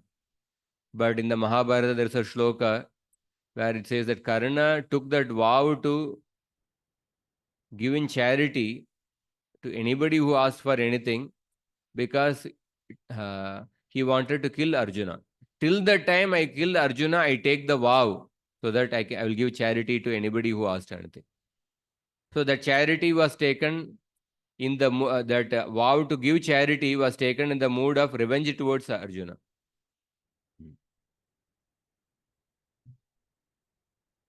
You have a question? Indeed, the spotless glories of Bali Maharaj are heard throughout the world. Lord Vishnu, wishing to recover Indra's opulence from Bali, appeared before him in the guise of a Brahman and made him fall from his powerful position. Though aware of the reuse and forbidden by his guru, Bali, king of the demons, still gave Vishnu the whole earth in charity. Further, 26th shloka. Jivata brahmanartaya konvarta shaktra banduna dehena patamanena nehata vipulam yashah. What is the use of an unqualified kshatriya who goes on living but fails to gain everlasting glory by working with his perishable body for the benefit of brahmanas? So we can see definitely his quality of being Brahmanya, that is there. That is why a demon with some aspect of pious lifestyle is there, being devoted to the Brahmanas. It yudaramati praha Krishnarjuna vrukodaran he vipra vriyatam kamo dadam atma shiropi vaha.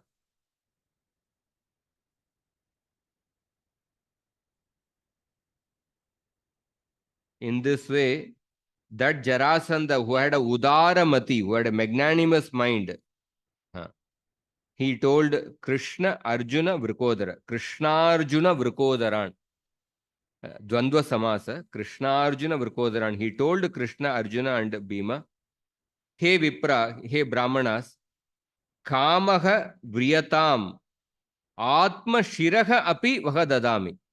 I am ready to give even my own head. So then Krishna is telling. He is telling that Yuddham no dehi Rajendra Dvandvasho yadi manyase Yuddhartino vayam prapta Rajanya Natra Kankshinaha. Krishna is directly saying that we want a one-to-one fight with you. Yuddhartina prapta na anna kankshinaha. We have not come in asking for some food. Dvandva dehi, yuddham naha dvandva dehi. We want to have an opportunity for one-to-one fight.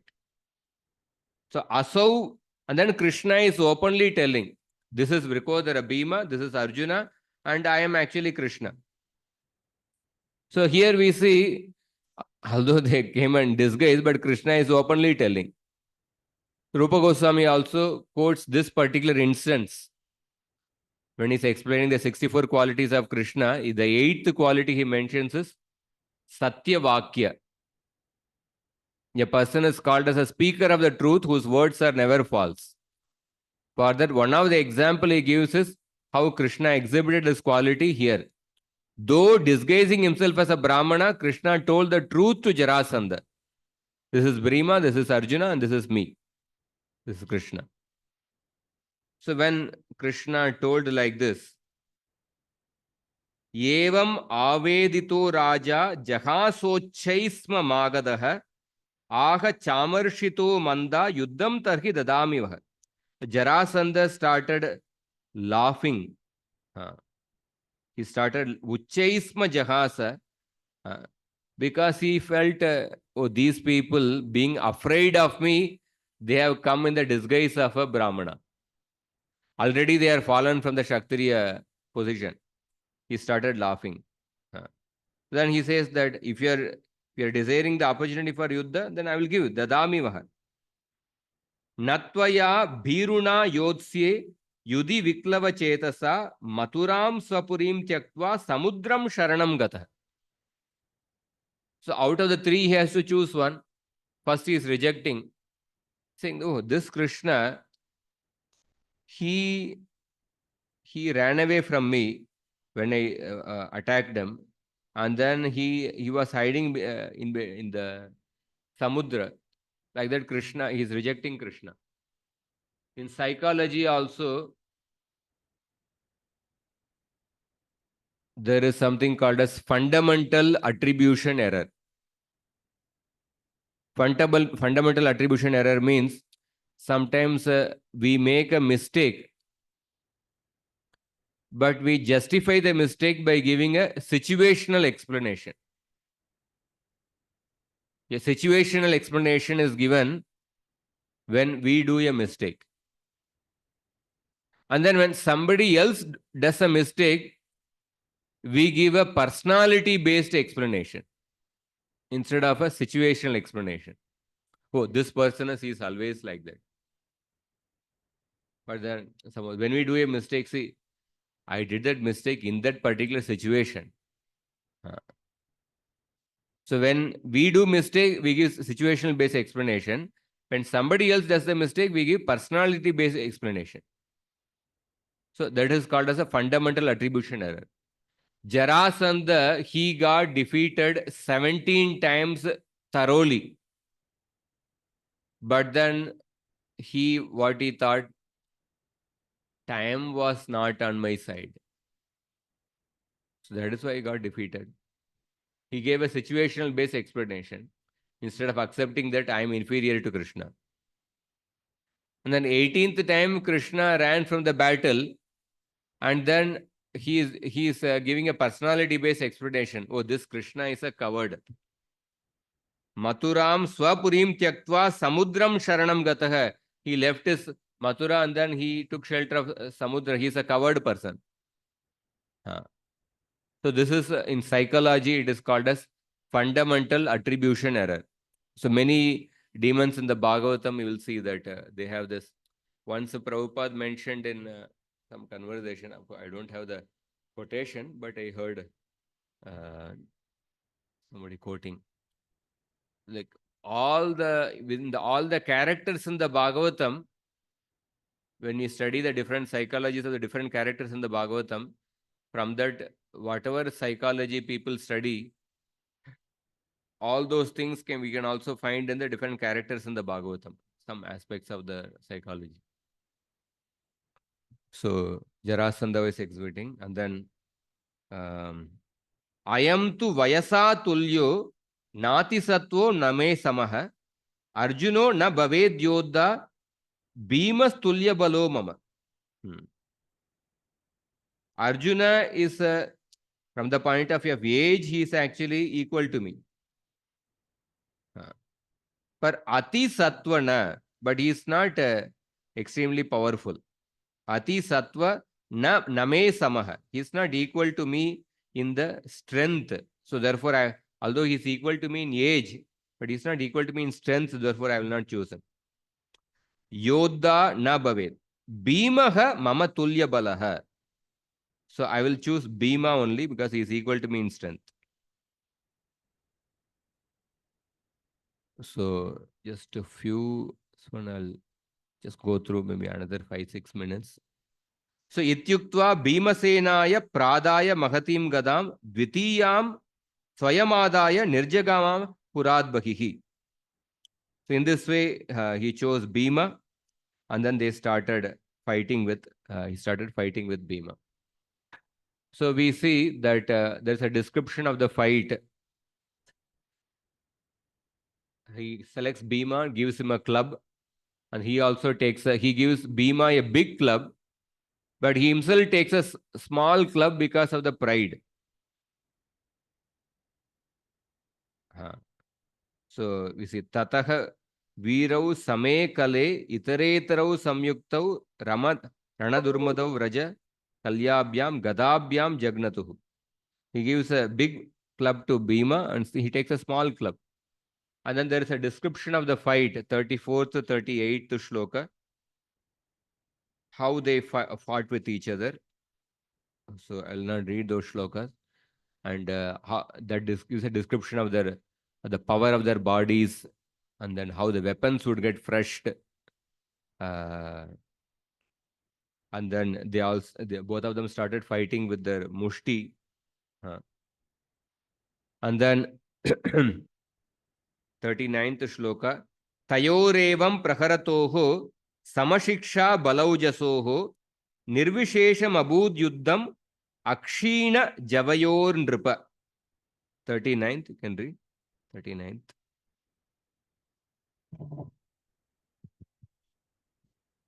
As they thus fought, this contest between opponents of equal training, strength, and stamina reached no conclusion. And so they kept on fighting, O king, without any let up. So they kept on fighting. Evam tayor maharaja yudhyato saptavimshatihi dinani niragamstatra suhrudvan nishitishtatoho. So the fight went on for 27 days. And tayoho saptavimshatihi niragan tatra dinani.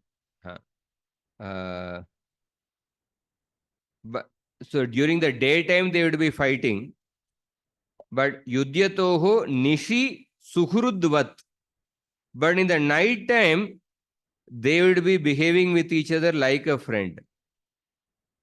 Nishi suhrudvat tishtatoho tayoho saptavimshatihi niragan tatra dinani.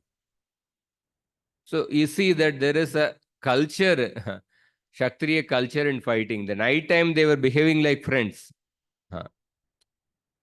So even though they were enemies, but they were behaving like friends in the night time.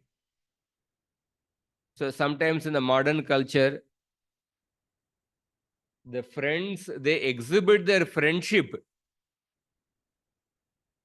like an enemy, actually. Sometimes the college hostel culture, during the birthday, they give bums party. So they portray their friendship to the friend by giving bums party. So, but here, although they were enemies, but they were exhibiting their enmity in the battlefield, but they behaved like a friends in the night. So 41st shloka. Ekada matuleyam vaipraha rajan vrkodaraha na shaktoham jarasandam nirjetum yudimadava. So one day, Bhima actually told Krishna, I am not able to defeat Jarasandha. He surrendered to Krishna, and what Krishna says, we will see in the next section. Then we'll go to the next chapter. Hare Krishna.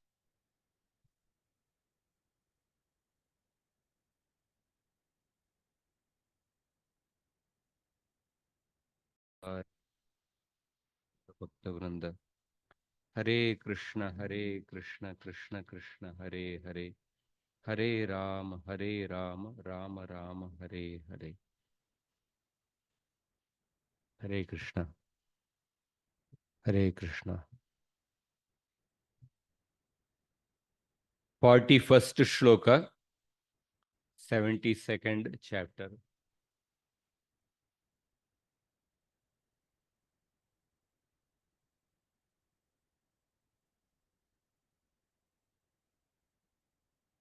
42nd, I think.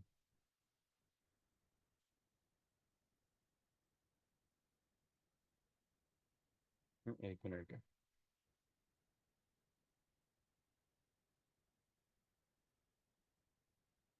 Fortieth or 40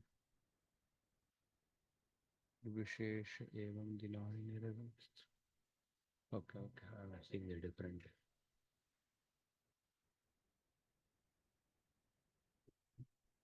No.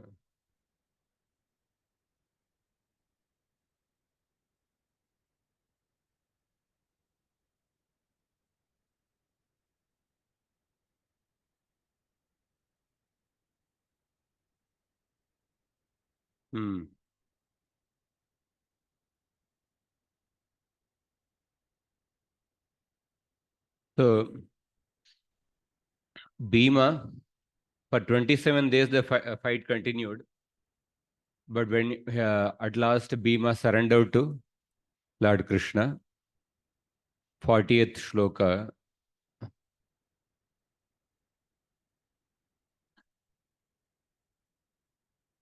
Shatror janmamriti vidwan जीवितं च जराकृतं पार्थम् आप्याययं स्वेन तेजसा चिन्तयद्धरिः.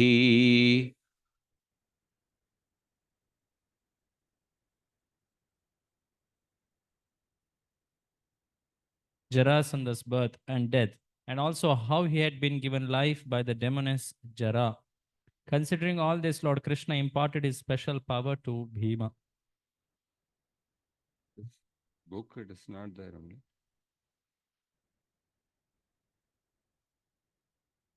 Shatror janmamriti vidwan. Okay, Jeevitam cha jara. So Krishna knew that Shatror janmamriti vidwan jeevitam cha jara kritam. So Krishna knew how Jarasandha was born. Jarasandha was born in 2 pieces. Therefore, he could be killed by separating the pieces.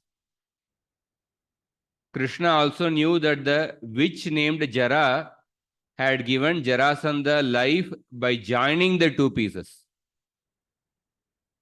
So, Partham Apyayam Svena Tejasa Chintayat Harihi. So, he empowered Bhima with his own potency. Svena Tejasa. And Krishna taught how to inform Bhima that Jarasandha was joined in 2 parts.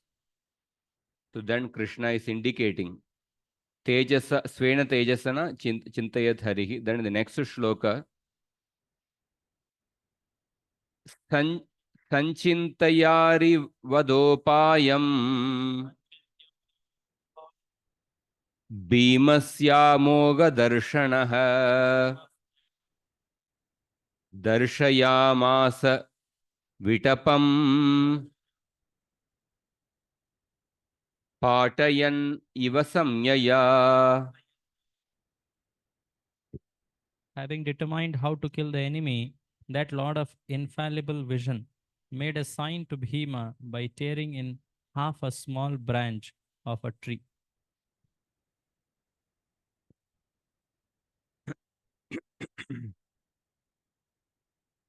Arivadaha. Here there is some. Arivadaha Upayam Sanchintya Amoga Darshanaha Vitapam Patayan iva sanyaya bhimasya darshayamasa. So Krishna, this in this shloka, the word amoga darshana is important word. Krishna tore half the small branch of a tree and then indicated to Bhima how to kill Jarasandha. See the word amoga darshana, the person of infallible vision. So this word comes in various places in the Bhagavatam. I will just speak a little bit on this word amoga darshana. For example,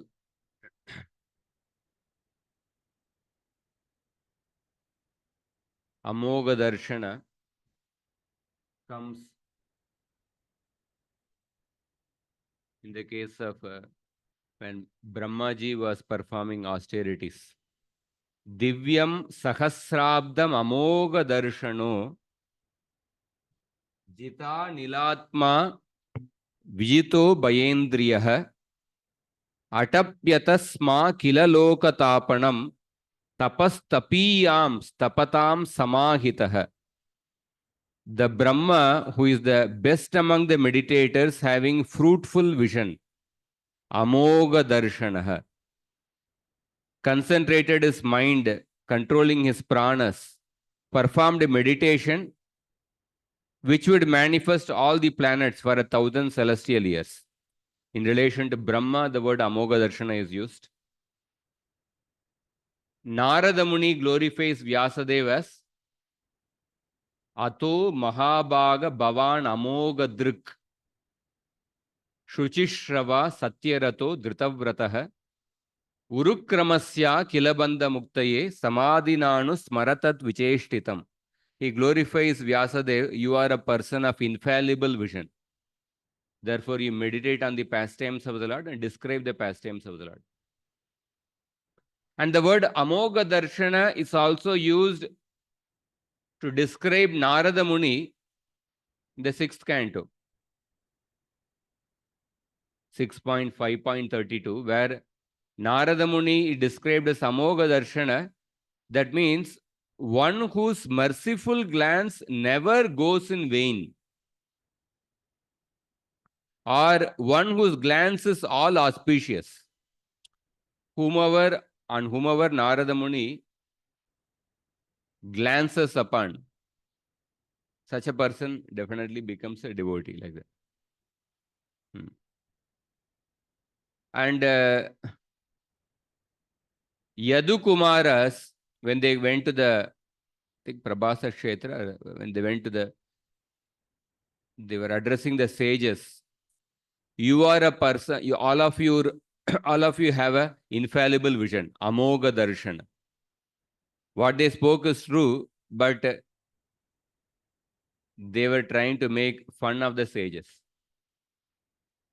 They dressed Samba as a pregnant lady. Then they asked the sages, because you have infallible vision, please tell us like what this lady will give birth to. So amoga darshana, the word comes these many places. So one thing we see that somebody may have a competence skill, but when the skill is combined with the proper vision, then only one can the task can be completed. So the Brahmana gives the vision, the Kshatriya acts according to that vision. So whether in this here Bhima surrendered to Krishna, and Krishna is giving the vision how to kill Jarasandha. In the Bhagavad Gita also, the last shloka, Yatra Yogeshwara Krishno, Yatra Partha Dhanurdaraha, Tatra Shrir Vijayo Bhutir Dhruva Nitir Matir Mama. Wherever there is Krishna and Arjuna, then there will be victory, auspiciousness, Niti. So in the battlefield of Kurukshetra, Krishna gave the vision to Arjuna. Krishna gave the guidance, and Arjuna was acting according to Krishna's guidance. Similarly, wherever there is a Brahmana who is giving guidance according to Krishna's teachings, and wherever there is a Kshatriya who is ready to follow those guidance, then great task can be accomplished. Like so much a benefit can be done for the whole society. And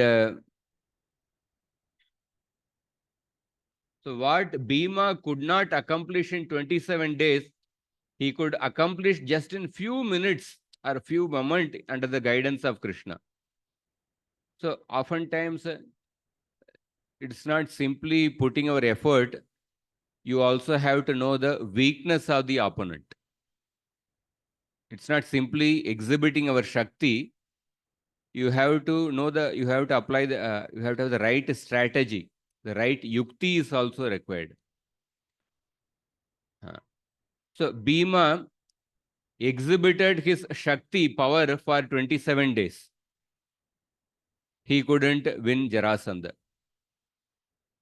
So then he surrendered to Krishna, or he exhibited bhakti to Krishna, and he surrendered to Krishna. I am not able to kill Jarasandha. So then Krishna gave the right yukti. He gave the right yukti, right strategy. You have to kill Jarasandha in this way. So then, it's a combination of Shakti, Bhakti, and Yukti. Then finally, then by using that Yukti strategy given by Krishna, which Krishna gave when Bhima surrendered to Krishna, then by using this Shakti, according to that Yukti, he killed Jarasandha. Huh? He liberated Jarasandha. So even when we see Hanumanji is also, Hanumanji's three qualities. Hanumanji had bhakti to Krishna, and Jambavan reminded about the power of Hanumanji. He exhibited great Shakti, and he also exhibited a Shakti in a very strategical manner.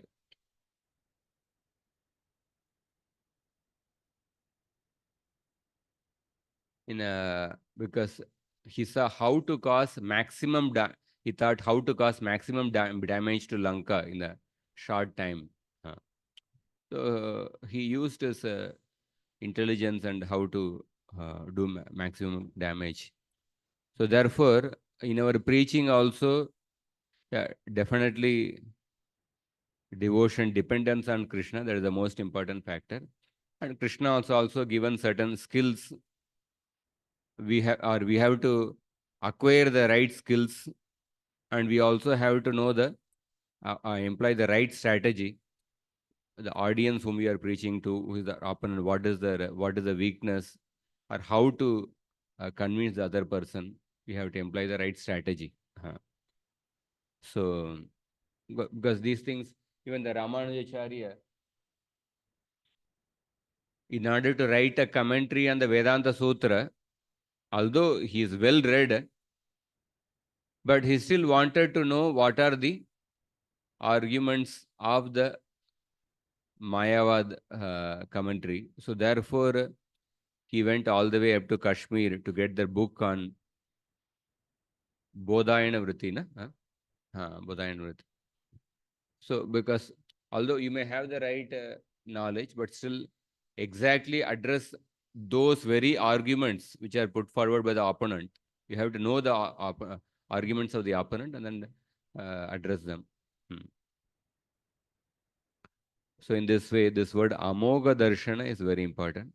Next shloka. Tad Vijnaya Mahasatvo Bhima Praharatam Grihitva Padayo Shatrum Patayamasa Bhutale. Understanding this sign, mighty Bhima, the best of fighters, seized his opponent by the feet and threw him to the ground. Ekam Padam Padakramya Durbhyamanyam Pragrihya Saha Gudata Patayamasa Shaka Miva Mahagajaha. Bhima pressed down on one leg with his foot while grabbing Jarasanda's other leg in his hands. And just as a great elephant might break the branch of a tree, Bhima tore Jarasandha apart from the anus upward.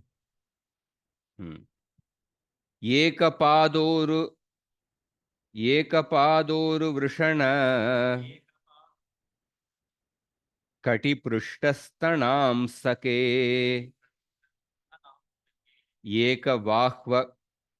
एकवाह्वक्षिब्रु कर्णे शकले ददृशु प्रजाः. The king's subjects then saw him lying in two separate pieces, each with a single leg, thigh, testicle, hip, shoulder, arm, eye, eyebrow, and ear, and with half a back and chest. So Jarasandha was killed by Bhima by cutting him into two pieces. So after that, Hahakaro Mahanasin Nihate Magadeshware Pujayamasa Turbimam Parirabhya Jayachutau. Can read, translate. With the death of the Lord of Magadha, a great cry of lamentation arose, while Arjuna and Krishna congratulated Bhima by embracing him. So everyone, the different people present over there, they saw this entire scene, and then when Jarasandha was killed, Krishna appointed Sahadeva as the king. Sahadevam tattanayam Bhagavan Bhuta Bhavanaha Abhyasinchat Ameyatma Magadanam Patim Prabhu Mochayam Asa Rajanyam Samruddha Magadena Ye. The immeasurable personality of Godhead, the sustainer and the benefactor of all beings, Bhuta Bhavanaha. Tat Tanayam Sahadevam, coronated Jarasandha's son Sahadeva as the new ruler of the Magadhas. Magadanam Patim Prabhu. The Lord then Mochayamasa Rajanyan, freed all the kings of Jarasandha had imprisoned. So we see that Krishna was never, after killing so many kings, he never became the king of any particular kingdom. He never himself became the king. He appointed a suitable person. That's why yesterday also I mentioned Dharma Vijaya, Lobha Vijaya, and Adharma Vijaya. Dharma Vijaya is conquer the king who is on the path of Adharma and appoint a qualified local person who is on the path of Dharma, who knows the local scenario, and he will be appointed as the next king. So therefore, when we want to do a revolution, art of revolution, we have studied maybe French Revolution, different revolution studied in history. So the governance, sometimes when there is a revolution takes place, the complete steps in the revolution, the first step is the diagnosis of the problem.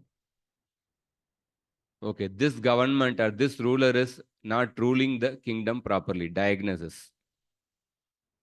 Second step is that removing the unqualified person, just like in a medicinal term, removing the rotten limb, removing the, say, tumor, after diagnosing the tumor. And the third step is that giving relief by replacing that with the proper governance. Remove the rotten limb. Vena was removed, but then because nobody was appointed, the thieves became more prominent. So then you have to give the third step, that is give relief by replacing with the good governance. And then finally the fourth step, that make the productivity increase, let the proper prosperity will increase when the proper governance is implemented. After the proper person is appointed, then we have to give time for a person to take appropriate actions. Then as a result of that, then the prosperity will increase. So without simply removing the one person, but without appointing the right person, the revolution is not complete.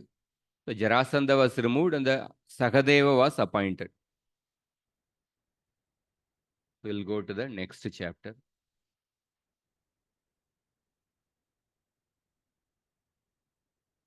See, Lobha Vijaya,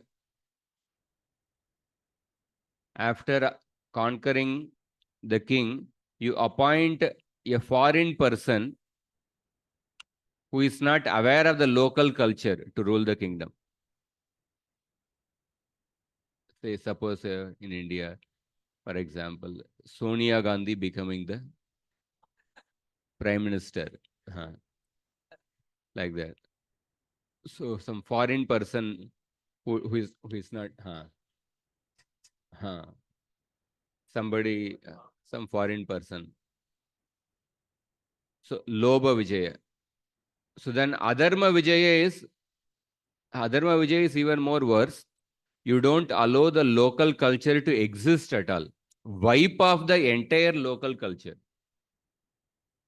Say say Pakistan, Bangladesh and all, previously they were all part of the Vedic like Hindu religion. Hindus were there, so many these things were there. But now it's absolutely wiped out actually. There is no symbol of which will give remembrance of, oh, here also so many temples were there or something. Completely you wipe out every minute detail of them. That is the Adharma Vijaya. British, we can say Lobha Vijaya. Adharma Vijaya is the Islamic invasion, Mughals.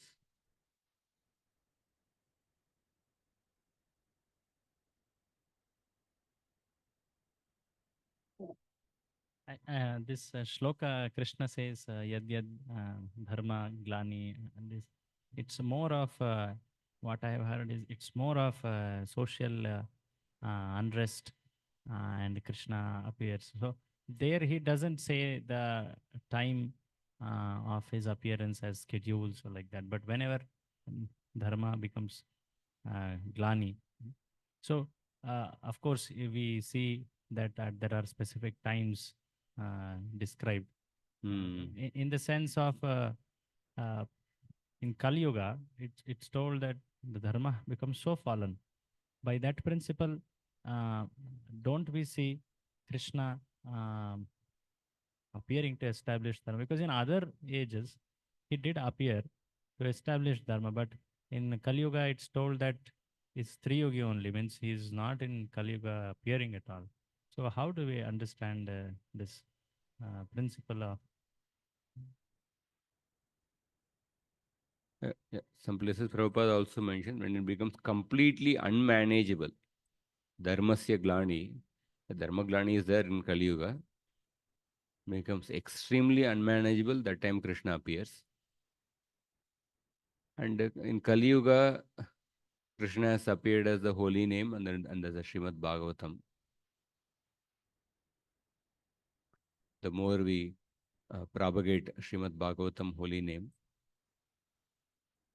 the dharma can reduce. That is the sixth question of the sages. Where have the dharmic principles taken shelter after Krishna's disappearance? Other ages, there were saintly people, there was some dharmic rule, though there were bursts of adharmic periods when it became unmanageable. But Kali Yuga is largely adharmic, if you see. And the holy name and Bhagavata, please correct me, they are there in other ages. They are, of course, the people are also absorbed in other spiritual processes too. So in the Kali Yuga, the people take shelter of exclusively these processes. At the same time, if you see the characteristic of the age and the hope for people, it's very bleak. So is it not a more fruitful time for Lord's appearance, if you see that manner.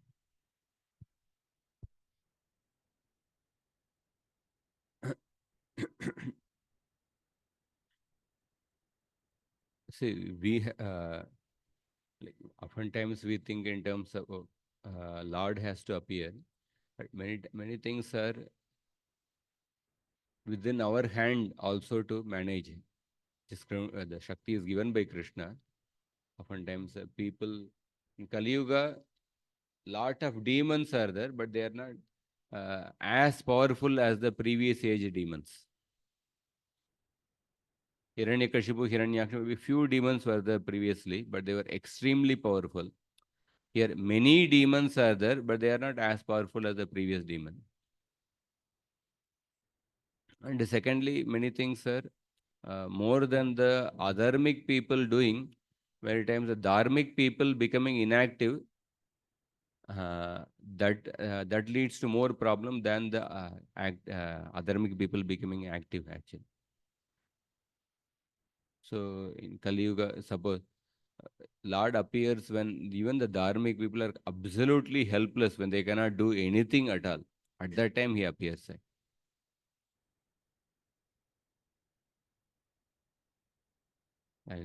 Say for example,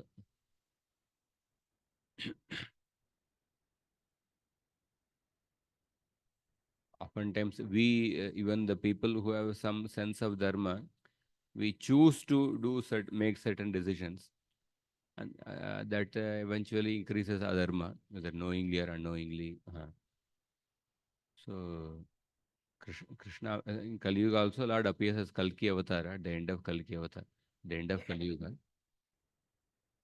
He will remove the people, and also when the Lord to appear, whenever the Krishna appears, the people who are close to him, they perform immense sacrifices in any incarnation. See, Vasudev and Devaki, what is the amount of sacrifice they perform for Krishna's appearance? Anybody who is close to them, they performed immense sacrifice.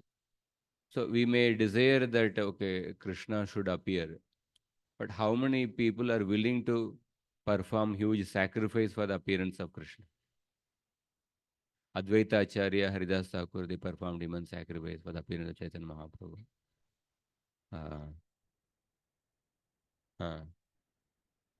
Devaki Vasudeva.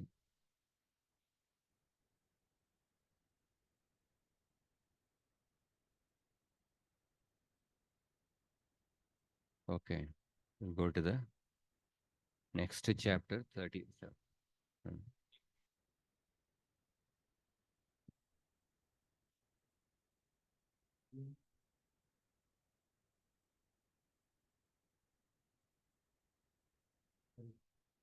For doing anything,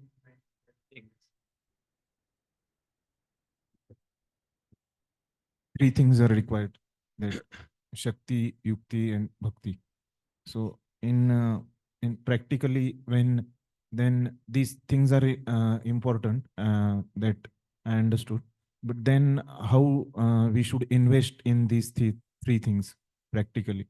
For Bhakti, I understood that minimum we should have morning program attentively, and then sometime this between Shakti and Yukti, how we should endeavor. Like sometimes we have to think regarding Yukti, how to do things, and but so that Yukti doesn't come. So it takes time, investment in Yukti also. But and then i- later on we may think that instead of that I should have done invested in Shakti only, and that task would have completed. So sometimes this We can happens. take a consult with other friends. Shakti is about acquiring the right skills. Bhakti is our, as you said, morning program or core bhakti practices. Shakti is about acquiring the right skills. Suppose for preaching, so we acquire the right skills. First of all, say studying the Shastra or presenting skills. whatever necessary skills are for any other services, management or in different other. And then Yukti is a right strategy. Even though we may have a lot of skills, we may know a lot of information, but what to present, where to this audience, to the particular audience, which will be present, which example to present, or what is the mindset of the people. To think a little more and then adopt the strategies. And sometimes we may make mistakes and then we learn from the mistakes, or we can consult some other people, other fellow devotees, or this one. Adopt the right strategy. It may also be the Kali Yuga also keeps changing. It is also a continuous learning experience in regarding employing the right strategy. Sometimes the same strategy will work. Certain things are certain standard things which will always work, say Harinam Sankirtan. For example, going into the street and performing Harinam Sankirtan, that will always, that's a tried and tested method for preaching. Whether we may, but for example, in preaching, people keep changing, the youth, they get exposed to many other things. So sometimes a certain change of strategy may work. What is the mindset? They are exposed to many things at a young age. So we may have to be aware of that. Some adjustment may be required.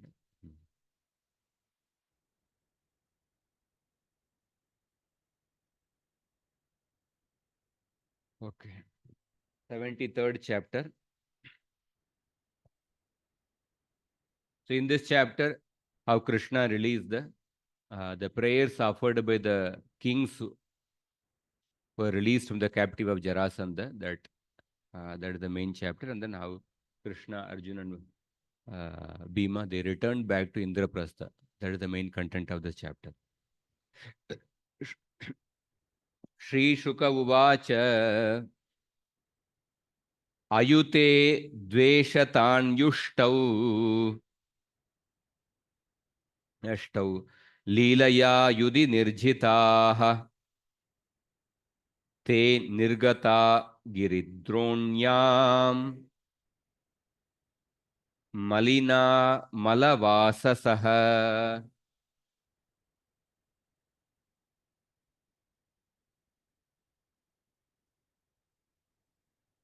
We'll recite the next 6 verses together. Na? Kshutshama Shushka Vadana Samroda Parikarshitaha Dadrushuste Ganashyamam Pita Kausheya Vasasam Shrivat Sanka Chaturbahum Padmagarbarunekshanam Charu Prasanna Vadanam Spuran Makara Kundalam Padmahastam Gadashanka Ratangairupalakshitam Kirita Hara Kataka Katisutrangadaachitam Brajadvaramanigrīvam Nivitam Vanamalaya Pibanta iva chakshurbyam Lihanta iva jihvaya Jigranta iva nasabhyam Rambhanta iva bahubihi Pranemur hatapapmano Murdabi padayor harehe.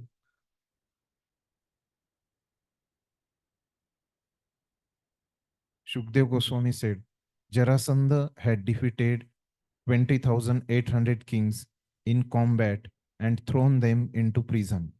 As these kings emerged from the Giridroni fortress, they appeared dirty and shabbily dressed. They were emaciated by hunger. Their faces were dried up, and they were greatly weakened by their long imprisonment.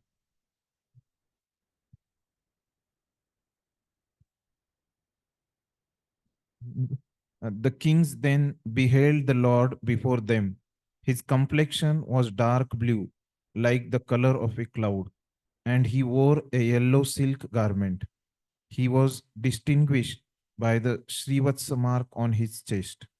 His four mighty arms, the pinkish blue of his eyes, which resembled the whole of a lotus. His lovely, cheerful face, his gleaming makara earrings, and the lotus club, conch shell, and disc in his hands, a helmet, a jeweled necklace, a golden belt, and golden bracelets and armlets decorated his form, and on his neck he wore both the brilliant, precious Kaustuba gem and garland of forest flowers. The kings seemed to drink his beauty with their eyes, lick him with their tongues, relish his fragrance with their nostrils, and embrace him with their arms. Their past sins now eradicated, the kings all bowed down to Lord Hari, placing their heads at his feet. So you can see Jarasandha, how he had extremely mistreated these kings. 20,800 were there. Ayute dve, atan shatan ashtau. So malina malavasasaha. They had dirty clothes. Kshut kshama. The kings, they are used, like we say Raja Bhoga actually. Kings would eat such opulent foodstuffs. But Shukshama, they were, because of hunger, they had become really very lean and thin. Shushka Vadana, Samrodha Parikarshita. कैद रहने के कारण खिन्न हो गए थे. And then they saw the form of Krishna. Ganashyamam, Pita Kausheya Vasasam, Shrivat Sankam, Chaturbahum, Garbaruna Ikshanam, Charu Prasanna Vadanam, Spuran Makara Kundalam, Hastam Padma Kada, Padma Gada Shanka, Ratangai Rupalakshitam, Kirita Hara Kataka, Katiputra Angada Achitam. This form of Krishna is described. And then when they saw the form of Krishna, how they reacted. Pibanta iva chakshurbyam lihanta iva jihvaya. Again, the word iva comes. Utpreksha alankara. Iva means tad binnatve sati tat sadrishyatvam. Even when Krishna receives Gopakumara, in that verse also the word Iva is used actually. He received Gopakumara like a long-lost friend. The word Iva is used. Or in the third canto, the 15th chapter, Paravatanya Vritasa Rasa Chakravaka Datyuha Hamsa Shuka Tittiri Barhinamya Kolahalo Viramate Chiramatra Muchair Bringadipe Harikatam Iva Gayamane. They they appreciated the singing of the bumblebee as if it is like a glorification of Krishna. So, no, that's why Iva means Tad Binnatve Sati Tat Sadrishyatvam. That is a technical meaning. It resembled, Vishwanath Chakravarti said that they appreciated the bumblebee as if it is a glorification of the Lord. Iva, the word Iva is always used in that sense, as if it is like that. It resembled like that. Of course, it's not that Vaikuntha, they will be doing something else. Apart from glorification of the Lord, something else will be done. But the word Iva is always used in that sense. That verse is mainly used to show that how much Chakravarti Pa's purport, they appreciated the singing of the bumblebee as if it is a glorification, and how much more they would appreciate if it was actually a glorification. That is what he said. So, tad bhinnatve sati tad sadrishyatvam. It resembled like that.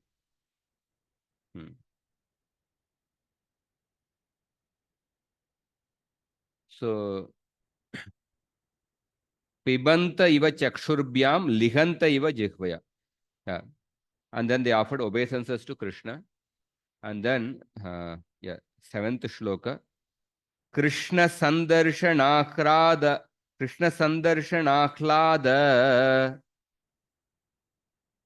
advastas samroda naklamaha prashashamsur rishikesham girbi pranjalayo nripaha.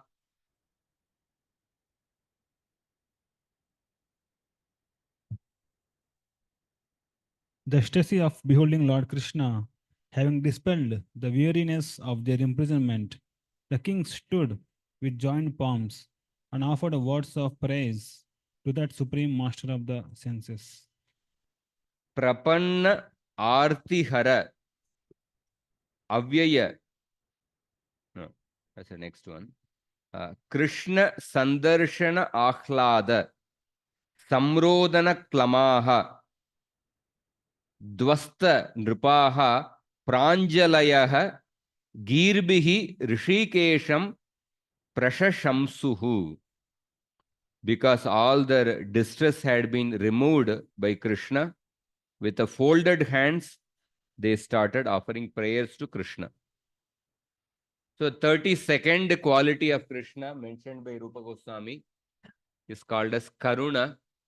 Karuna means Paradukka saho yastu karunassa nigadyate. A person who cannot tolerate the suffering of others is called compassionate. An example of Karuna. I offer respects to the compassionate son of the Yadus, who, like the sun, made all the king's eyes blossom with joy. These kings had blinded themselves with tears, arising from the impenetrable darkness of suffering caused by being imprisoned by Jarasandha. So we see Jarasandha on one hand, he was a Brahmanya, he had a respect towards the Brahminical culture. On the other hand, his real personality was that he was literally like a very cruel dictator. Just like Hitler put different people in a concentration camp, these kings were put in a very dark prison. They could not even see the rays of the sun. The Swayam indicates that the kings blinded themselves with their tears of suffering. That means how cruel he was. So sometimes people have, like one devotee was sharing, one of his relative, they were relocating from India to US. So they had a pet cat or something. So they were taking the cat also along with them in the flight to the US. And then in order that the cat can be carried in the flight, they brought a special bag. And then you keep giving certain injection to make the cat unconscious, or every few hours or every few hours you have to give the injection and the cat would be there. Then the devotee asked her, what if suppose if they don't allow the cat to be taken in the flight, what will you do? Then she said, like devotee sister-in-law, like, we will cancel our trip. We cannot go to America without taking the cat. So they had like really attachment to that cat. We will drop our plan only. There's no way that we cannot go without the cat.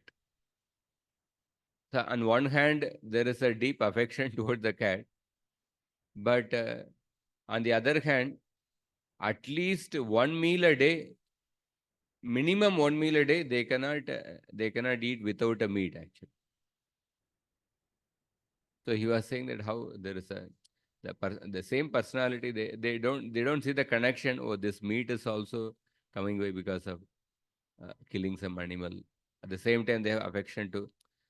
They also go and some stray dogs are there in the street, and they give some different things.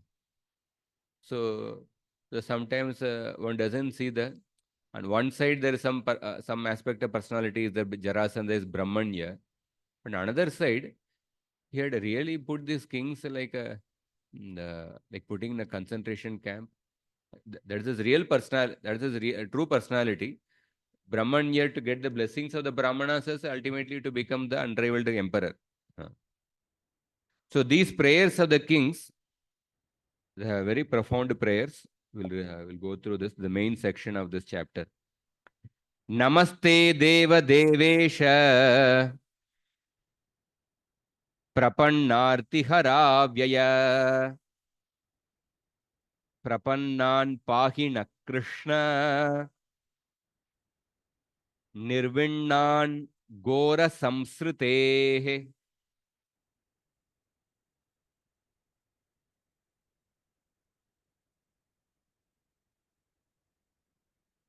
Obeisances to you.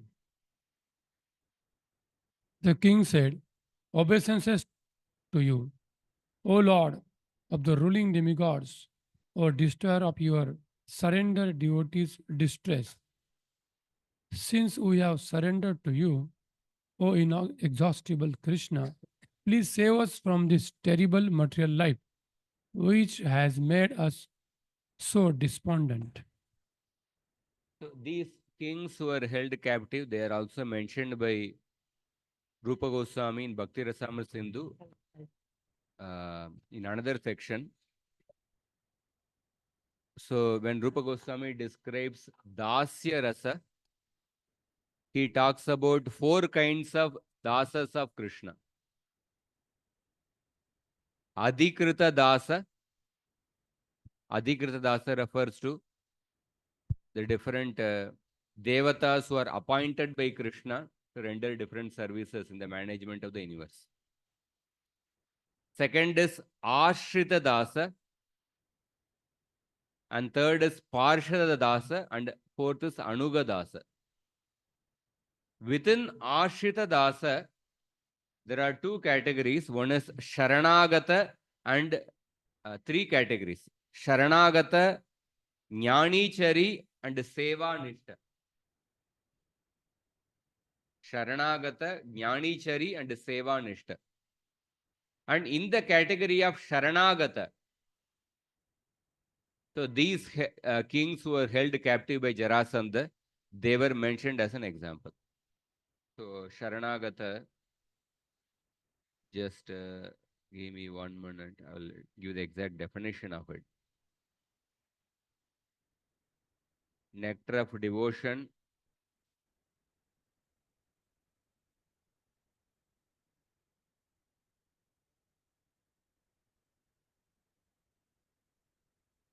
Which chapter? There is a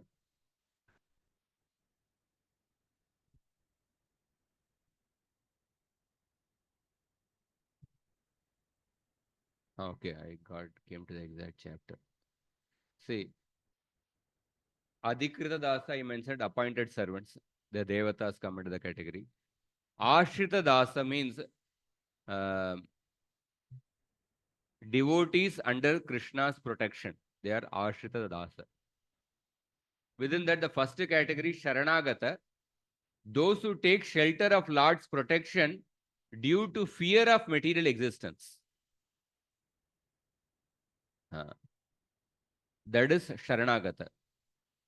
And then Jnani Chari, those who have realized Brahman but give up the desire for moksha and take shelter of Krishna, knowing Krishna to be the basis of the impersonal Brahman. That is Jnani Chari. And third is Seva Nishta, those who simply love Krishna and therefore have fixed desire to serve him. So Sharanagata and Jnani Chari, they have a previous background.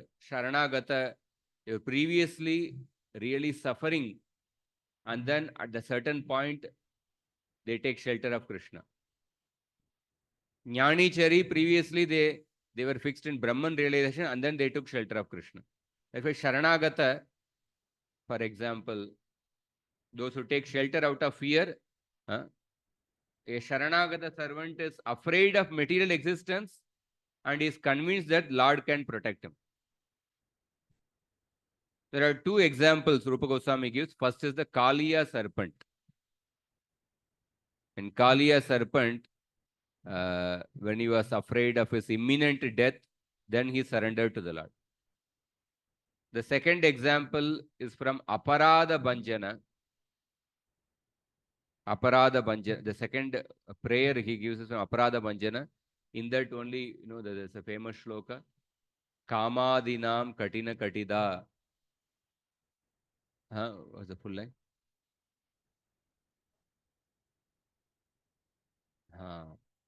Very beautiful shloka. I'm ashamed to admit before you that I have carried out the orders of my masters named lust, anger, avarice, illusion, and envy.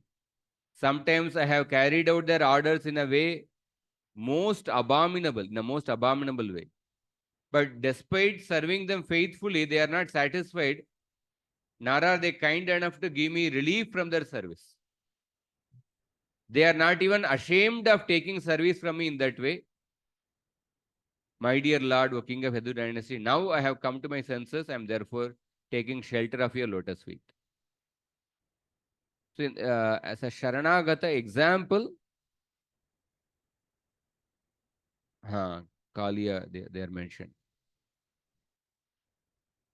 These kings. And then Jnani Chari, those who take shelter out of knowledge, and Seva Nishta. And then, so this is in which chapter? If you see, this is in chapter 36 of Nectar of Devotion, verse number, third section of Bhakti Rasam Sindhu, and the second wave, 3.2 point, in that section it is there.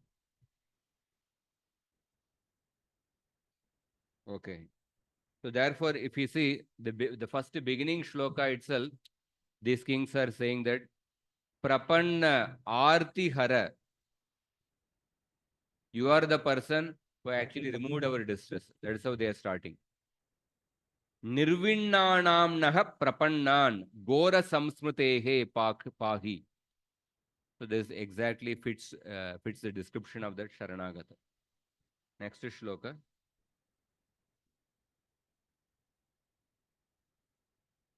Sevanishta, for each of that examples are given. Sevanishta example given is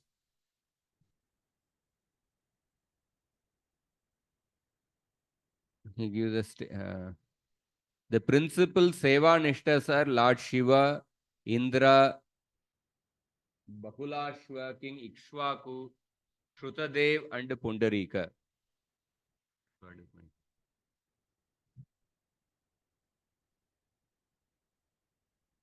Seeing how the Lord attracts even the liberated souls, the Sevanishta immediately dedicates his life to the Lord's service.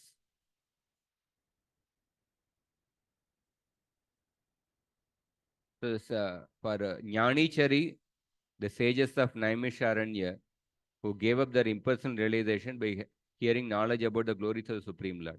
Second example is from Padyavali, in which a former impersonalist describes his attachment to Krishna. Like that. Okay. Next shloka.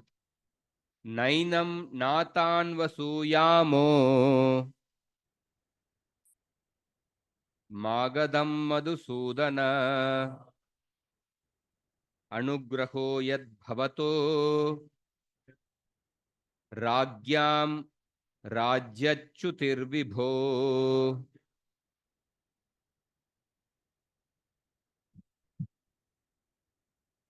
O Master Madhusudan, we do not blame this king of Magad, since it is actually by your mercy that kings fall from their royal position, O Almighty Lord.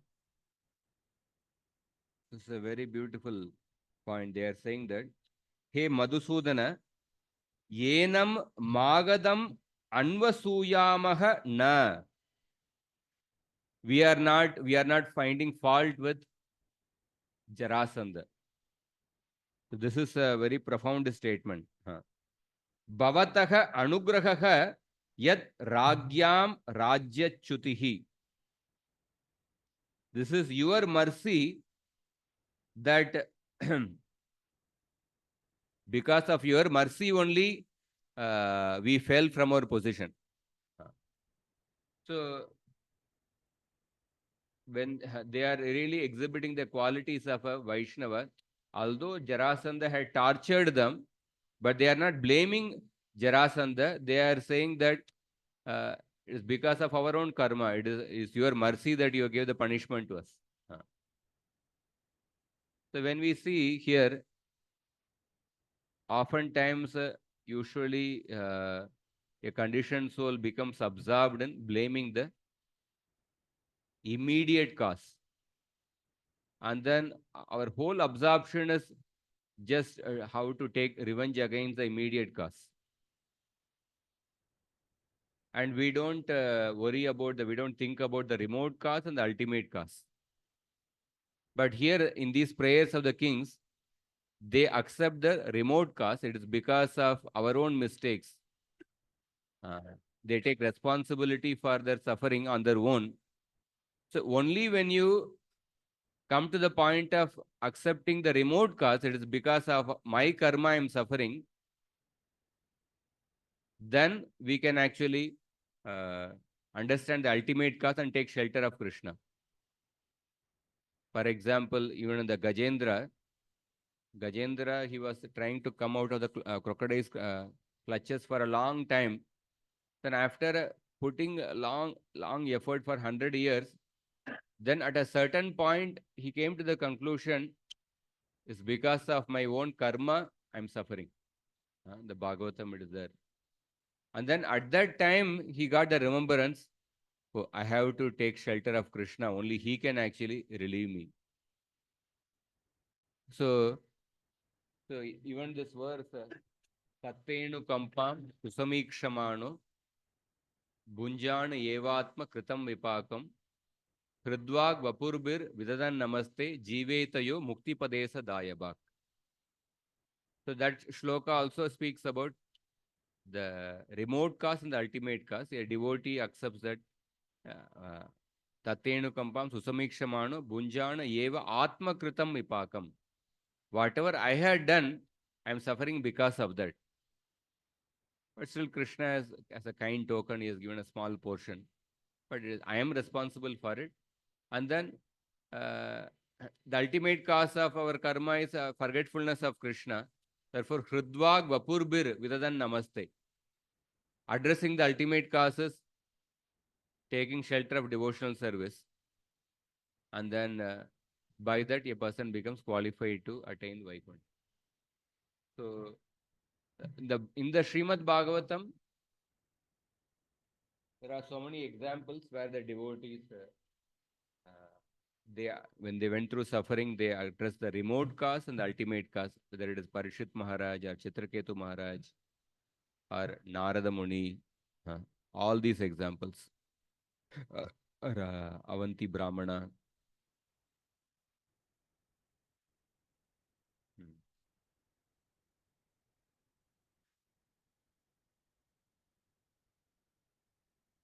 Prutu Maharaj was told by the Lord Brahma Masmin Maharaja Kritasma Chintam Nishamayasmat Vacha Adritatma Yadhyayato Daiva Hatamnu Kartum Manotirustam Vishate Tamondam. That it is destined that you cannot perform the 100th Ashwamedha Yajna. And if something is destined, if something happens according to our destiny, we should not be very sorry. And the more we try to rectify such reversals, the more we enter into the darkest region of materialistic thought. So Prithu Maharaj was advised that instead of focusing your energy on the immediate cause of Indra who is disrupting the sacrifice, rather accept that it is your destiny that you cannot perform the 100th yajna. And then you focus on, because you are a pure devotee, you focus on higher devotional service instead of this karma kanda. The next shloka.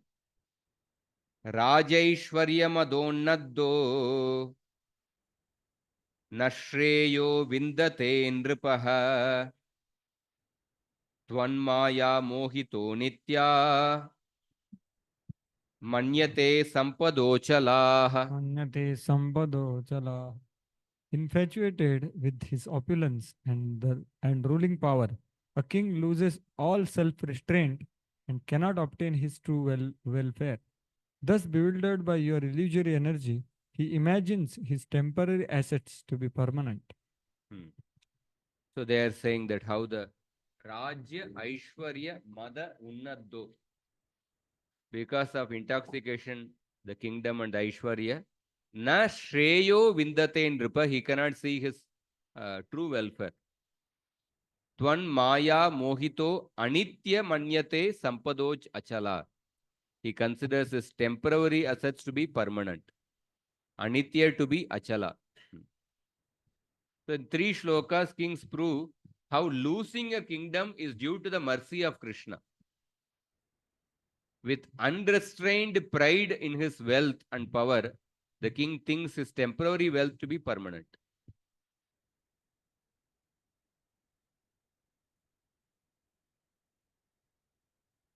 The next shloka. Mrigatrishnam yata bhala manyanta udakashayam evam vaikarikim maya ayukta vastu chakshate. Just as men of childish intelligence consider a mirage in the desert to be a pond of water, so those who are irrational look upon the illusory transformation of Maya as substantial. Vayampura Srimat Nashtadrishtayo Drishtayo Jigishayasya Itaretarasprudaha Jigisayasya itaretaraspruda Nanta Prajasva Ati Nirgrana Prabho Khanta prajasvati nirguna prabho Mrutyum Purastva Viganaya Durmadaha. Mrutyum purastva viganaya durmada. Yeah. Previously, blinded by the intoxication of riches, we wanted to conquer this earth, and thus we fought one another to achieve victory, mercilessly harassing our own subjects. We arrogantly disregarded you, O Lord, who stood before us as death. But now, O Krishna, that powerful form of yours called time, Vayampura Srimada Nashtadrishtayaha. Because of being blinded because of being proud of our wealth, Nashtadrishtaya, we lost our vision. And Asyaha Jigishaya, in order to conquer the earth, the different kingdoms, Itaretara Sprudaha, we used to fight with others. Ati Nirgranaha, being extremely merciless. Prajasvaha gnantaha. We even destroyed our own prajas. Mrutyum puraha tva aviganaya durmadaha. The death was standing in front of us. Mrutyum puraha tva aviganaya. You are actually standing in the front of in the form of death in front of us, but neglecting that, not paying attention to that. We simply became blinded with pride. Durmadaha.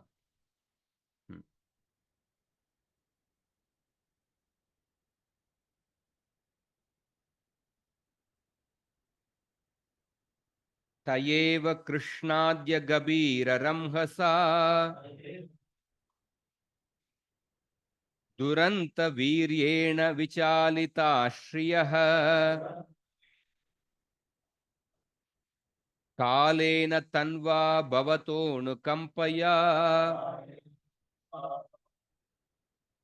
Vinashta Darpash Charanau Smaramate.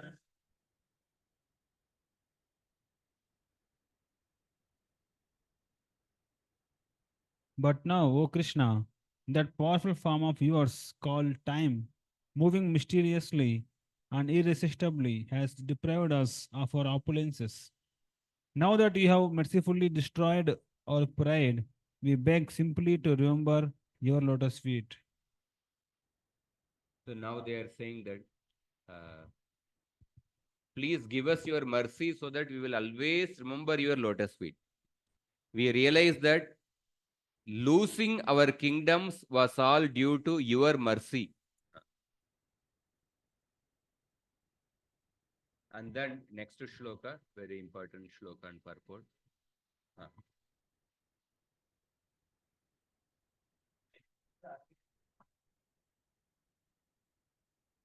Have they met some great sage? Or is it general devotional culture? There could be definitely some devotional sukruti may be there.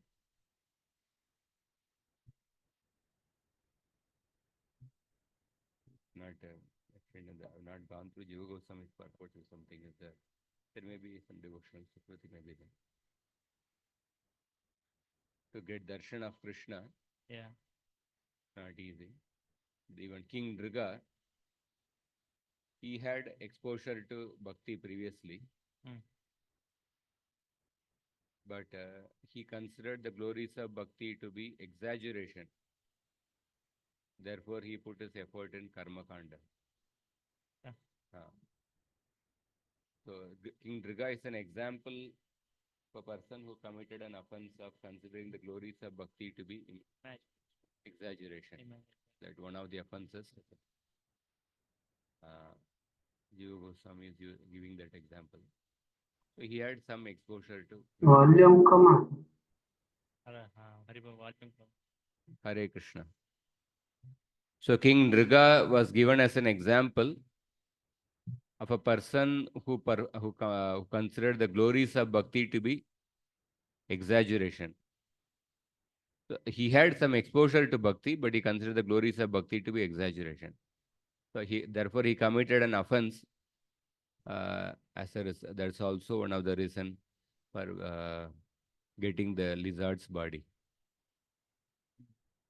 So these kings, they may have some devotional sukruti previously, and at this point, these prayers, they are not simply blaming Jarasandha or these prayers are offered in pure devotional service. There are other prayers also in the Bhagavatam. After Hiranyakashipu was killed, many devatas, many people came and offered prayers to Narasimhadev. But all those prayers were not sarvopadi vinirmuktam. They maintained their identity. Hiranyakashipu stopped the offerings to the Pitrus. So now since you have killed Hiranyakashipu, we are getting back our food. Hiranyakashipu, he had stolen the mystic siddhis. So now he had killed, now we will get back the mystic siddhis. So while maintaining their identity, upadi, they offered prayers. Only Prahlad Maharaj's prayer was Sarvapadi Vinirmuktam. So that pleased Narasimhadev. Similarly, these prayers, these kings are offering prayers in pure devotion. 14th shloka.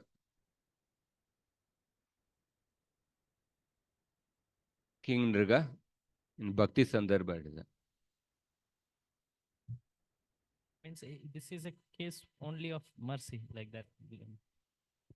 Means there is no intervention of a devotee or How they got pure devotional this thing. yeah, this kind of realizations. Mercy, and there they chose to, like, at every point, Jivatma, different situations are coming in the world in order to teach the Jivatma. Some Jivatmas, they take the decision. Some Jivatmas, they continue to maybe not take the right decision. So they went through intense suffering, and somehow they had understanding Krishna will help us, and then they sent a message to Krishna.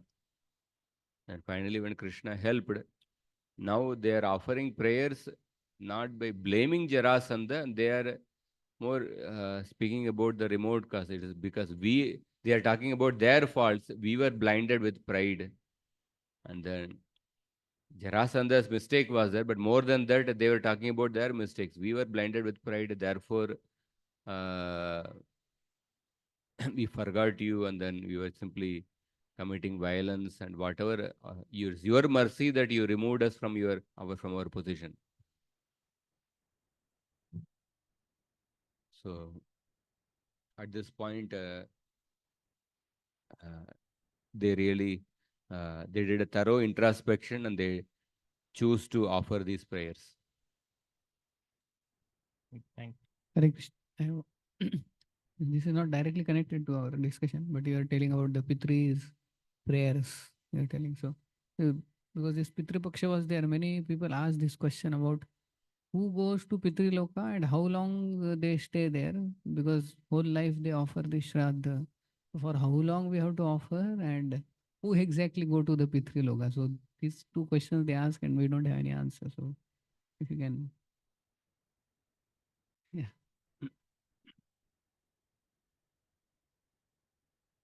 Those who, the family members who die, they go to Pitruloka. For them to go to Pitruloka, so, and then continue to get their proper food, we perform the Shraddha. The purpose of Shraddha. Pious people, pious people. Not sinful ancestors will not go surely to Pitri Loka. Sinful people, then they will get punished in Naraka. Yeah, so Pitri Loka is like heavenly planet, pious ancestors will go. But then how long were asking ki we have to offer this every year they offer, no? Right? Because that one day is 1 year here. So some people offer whole life, some means how long they stay there, that's what the question. From the point of view of the dharmic duties, one is supposed to offer throughout one's life, as long as one is there.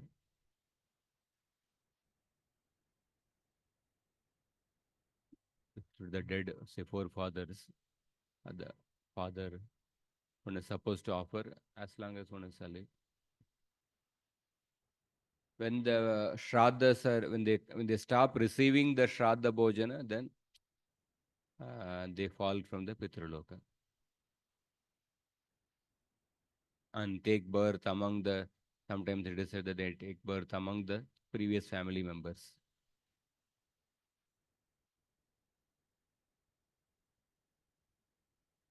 Pitru dosha, that I don't know, is that related to that? When they stop receiving the Shraddha Bhojan, then later they take birth among the family members.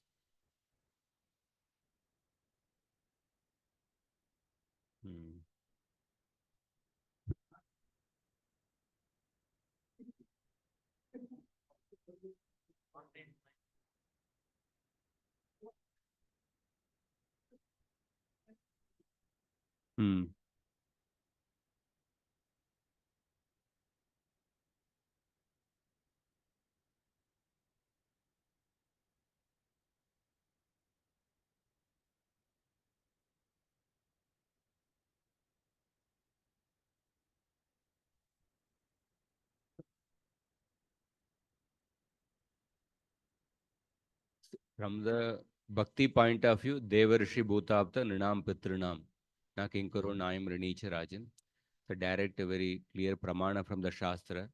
By watering the root of the tree, water goes to every portion. So by serving Krishna, all these Pitrus, Devatas, everyone is satisfied from bhakti point of view. But one is from Varnashram point of view.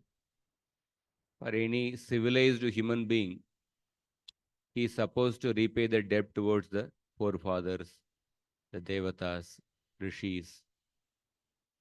There is one shloka, I will just quote, the Yaksha Prashna.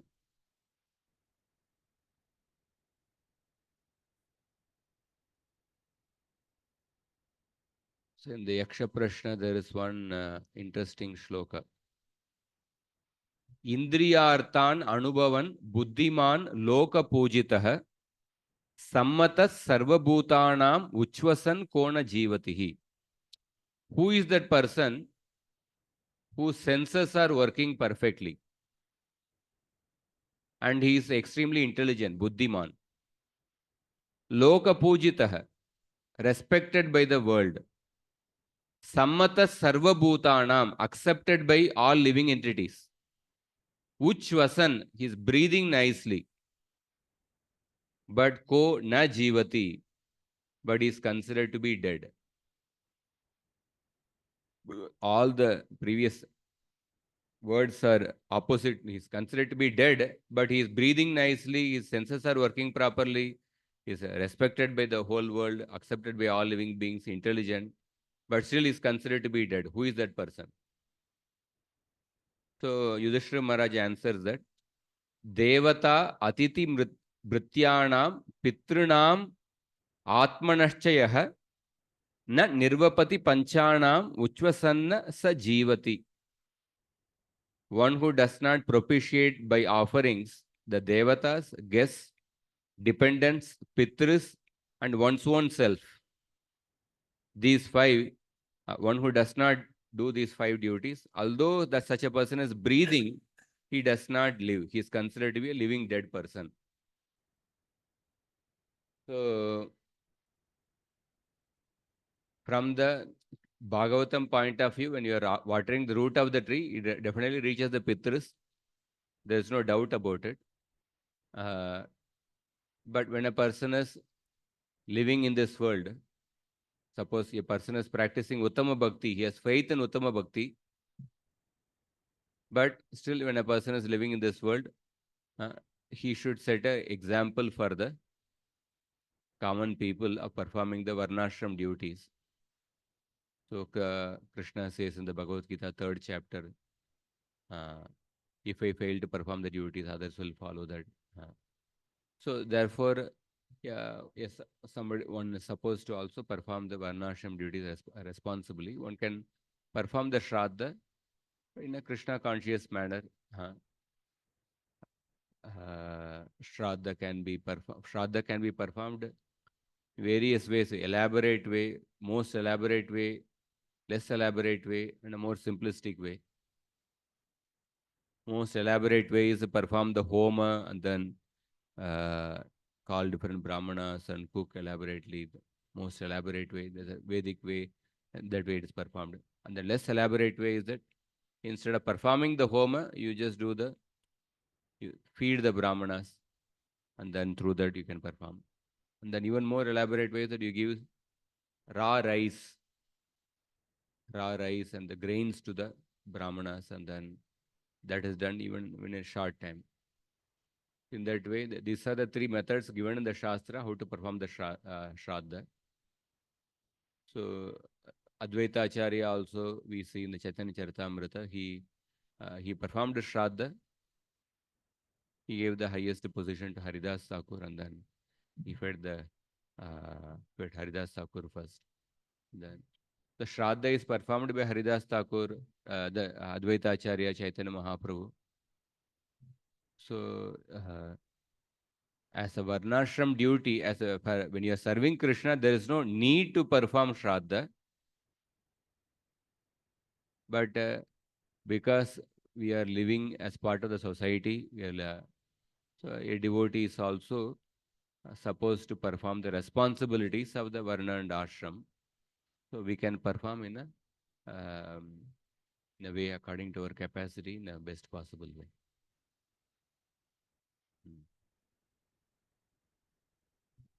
Of course, when we talk about setting example, previously the examples in the Shastra, they were maybe kings or certain people in the society. They had to set examples. Sometimes people ask the question.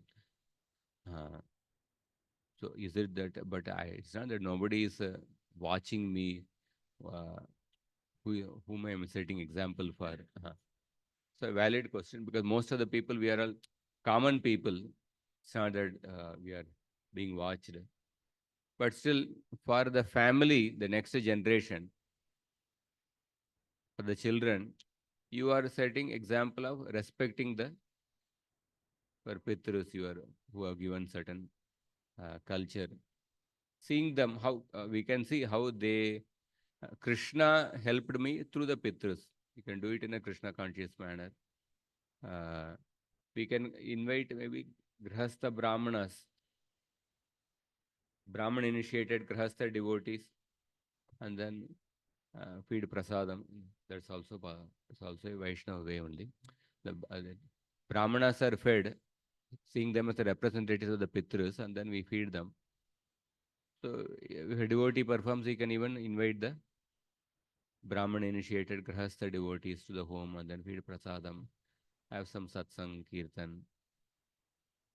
That way also we can do. Okay. अतो न राज्यं मृगतृष्णिरूपितम्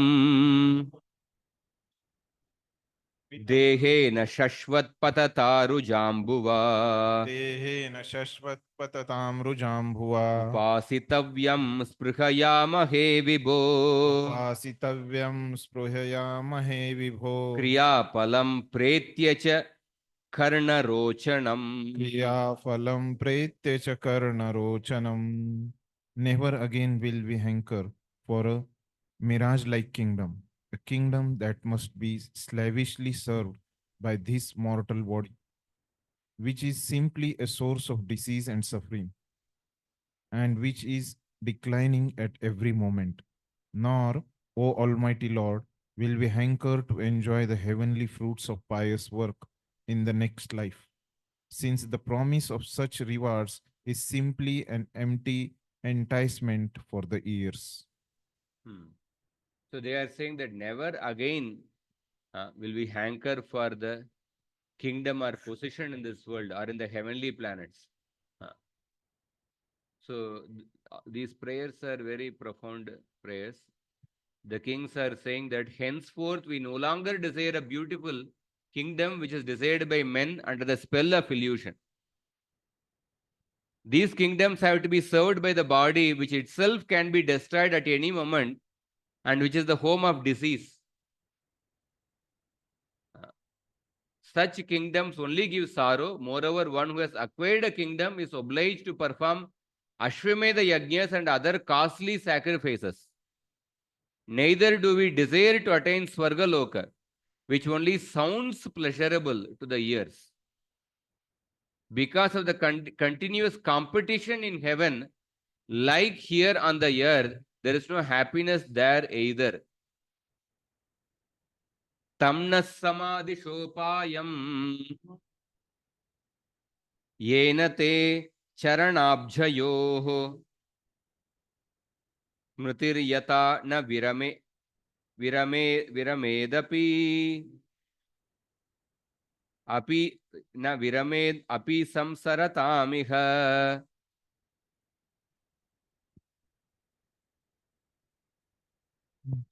Please tell us how we may constantly remember your lotus feet, though we continue in the cycle of birth and death in this world.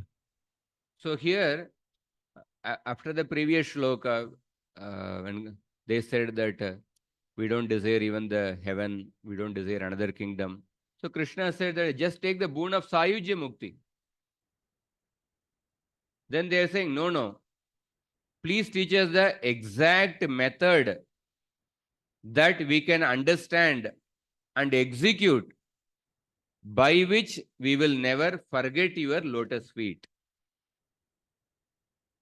We have no desire to end the samsara, nor do we desire that which is most sought after, namely prema bhakti. This is a beautiful, interesting thing. We have no desire to end samsara, and we have no, nor do we desire prema bhakti. Bhagavatam is actually saying the goal of life is prema pumarto mahan, but here they are saying that now do we desire prema bhakti. Vishwanath Chakravartipad says that it is the rise in humility of those kings. They, because of that, they feel that, oh, we don't deserve to ask such a high boon that we want prema bhakti. And then nor do we even desire remembrance of you, which is one limb of bhakti.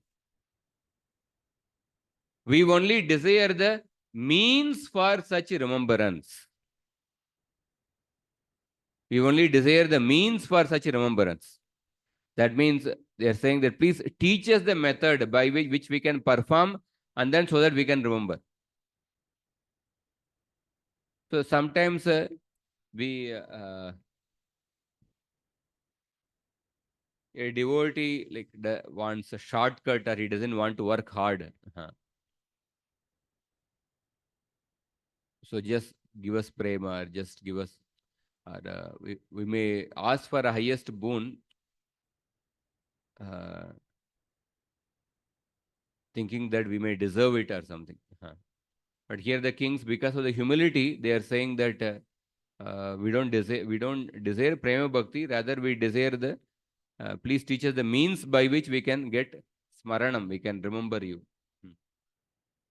And they use the term dehi, please give it to us.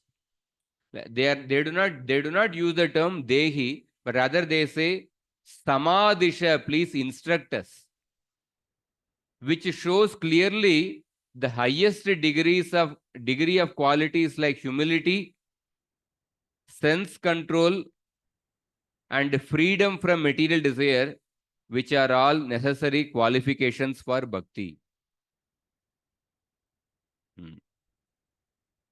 So this particular shloka clearly shows the profound humility of the kings.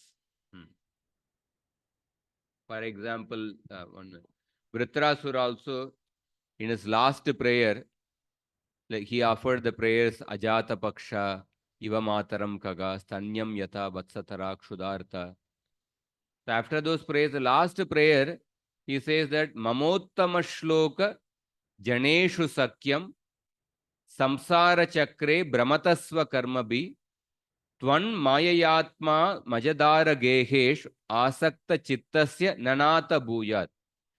Let me, wandering in the wheel of samsara by my karma, be attached to the devotees of the Lord. Let my mind not be attached to persons attached to body, children, wife, and house. So when he's offering this last prayer, Vritrasura became humble. How can such a low person as me attain such a good fortune? Better let me remain in this world. But let me have friendship with the devotees. So even Haridas Thakur in the Mahaprakash Leela, he said, I only desire to take birth as some dog near the house of a devotee so that I can get the remnants. But then after asking for such a prayer, then he felt repentant. How can I ask for such a high prayer? I don't deserve even that. So similarly, these kings are also exhibiting similar mood of humility. How can we ask for prema bhakti? It is such a high thing. We don't deserve to ask for such a thing. We can't even ask by saying that please give us remembrance. Rather, they are saying that please instruct us the means by which we can remember your lotus feet always. So there's a profound humility of the kings. Yes, sir. We understand means of remembrance yet not desiring remembrance means they are approaching it with that. And another just angle to it, like we say asha bandha means hope. At the same time, other side humility is also there. So it kindly explain us. It seems that only one could be there. No. If there is hope, how can a person means he is confident that there are different flavors of the devotional mood exhibited by different devotees, actually. Different flavors of the devotional mood. So here they are saying that just teach us the method by which we can remember your lotus. Of course, humility is a constant quality in every devotee. But Prithu Maharaj, in his prayer, he says that just remove Lakshmi from the service and put me in that service. Jagat Jananyam Jagadisha Vaishasam Syadeva Yat Karmani Na Samihitam Karoshi Falgup Urudina Vatsala Swayeva Dishnye Biratasya Kimtaya. He is competing with Lakshmi Devi, but within that also there is a humility because he is thinking, he is saying that Karoshi Falgu, I am an insignificant devotee because I just performed this Ashwamedha Yajna, this Karma Kanda Yajna. I am an insignificant devotee because I have faith that you are Dina Vatsala, you will take my side only, even if Lakshmi becomes angry. So there is a humility is a mood in everyone. Sometimes that mood remains very internally. Sometimes it comes out externally, one exhibits in a profound way. Therefore, the same Prithu Maharaj's prayer, another devotee prayed that, another devotee prays, I don't care for Balram, Rukmini, Satyabhama. The Rupa Goswami quotes one shloka, Bhakti Rasama Sindhu, how there is a Veera Parshada, how sometimes a devotee externally apparently shows disrespect towards some of the highly elevated confidential associates of the Lord, while maintaining internal respect towards them. So one devotee was praying that I don't care for Balram, Jambavati, Satyabhama, Rukmini. I just want to directly engage in your service. Something like that one devotee prayed. So humility is definitely the quality of everyone, but sometimes that humility, the different devotees exhibit their devotional mood in different flavors. Sometimes that internal mood of humility is there within. Sometimes humility and also eagerness, both are seen. Or sometimes the humility comes in a more profound way, is exhibited externally. So in that way. So.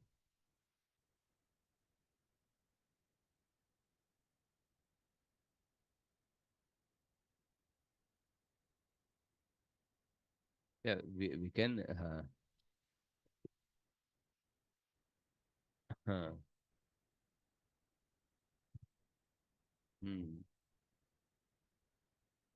Yeah, they are definitely attained prema or this, because this to offer such a prayer, technically it's not mentioned. They're definitely in the level of prema. They are offering such a profound prayer.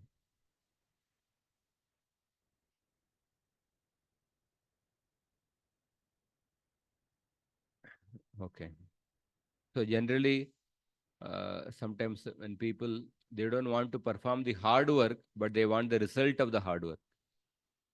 That is like a sahajiya attitude, wanting salary without work. So they don't want to perform the, say, rules of sadhana bhakti, Vaidhi bhakti, but they want the result of it.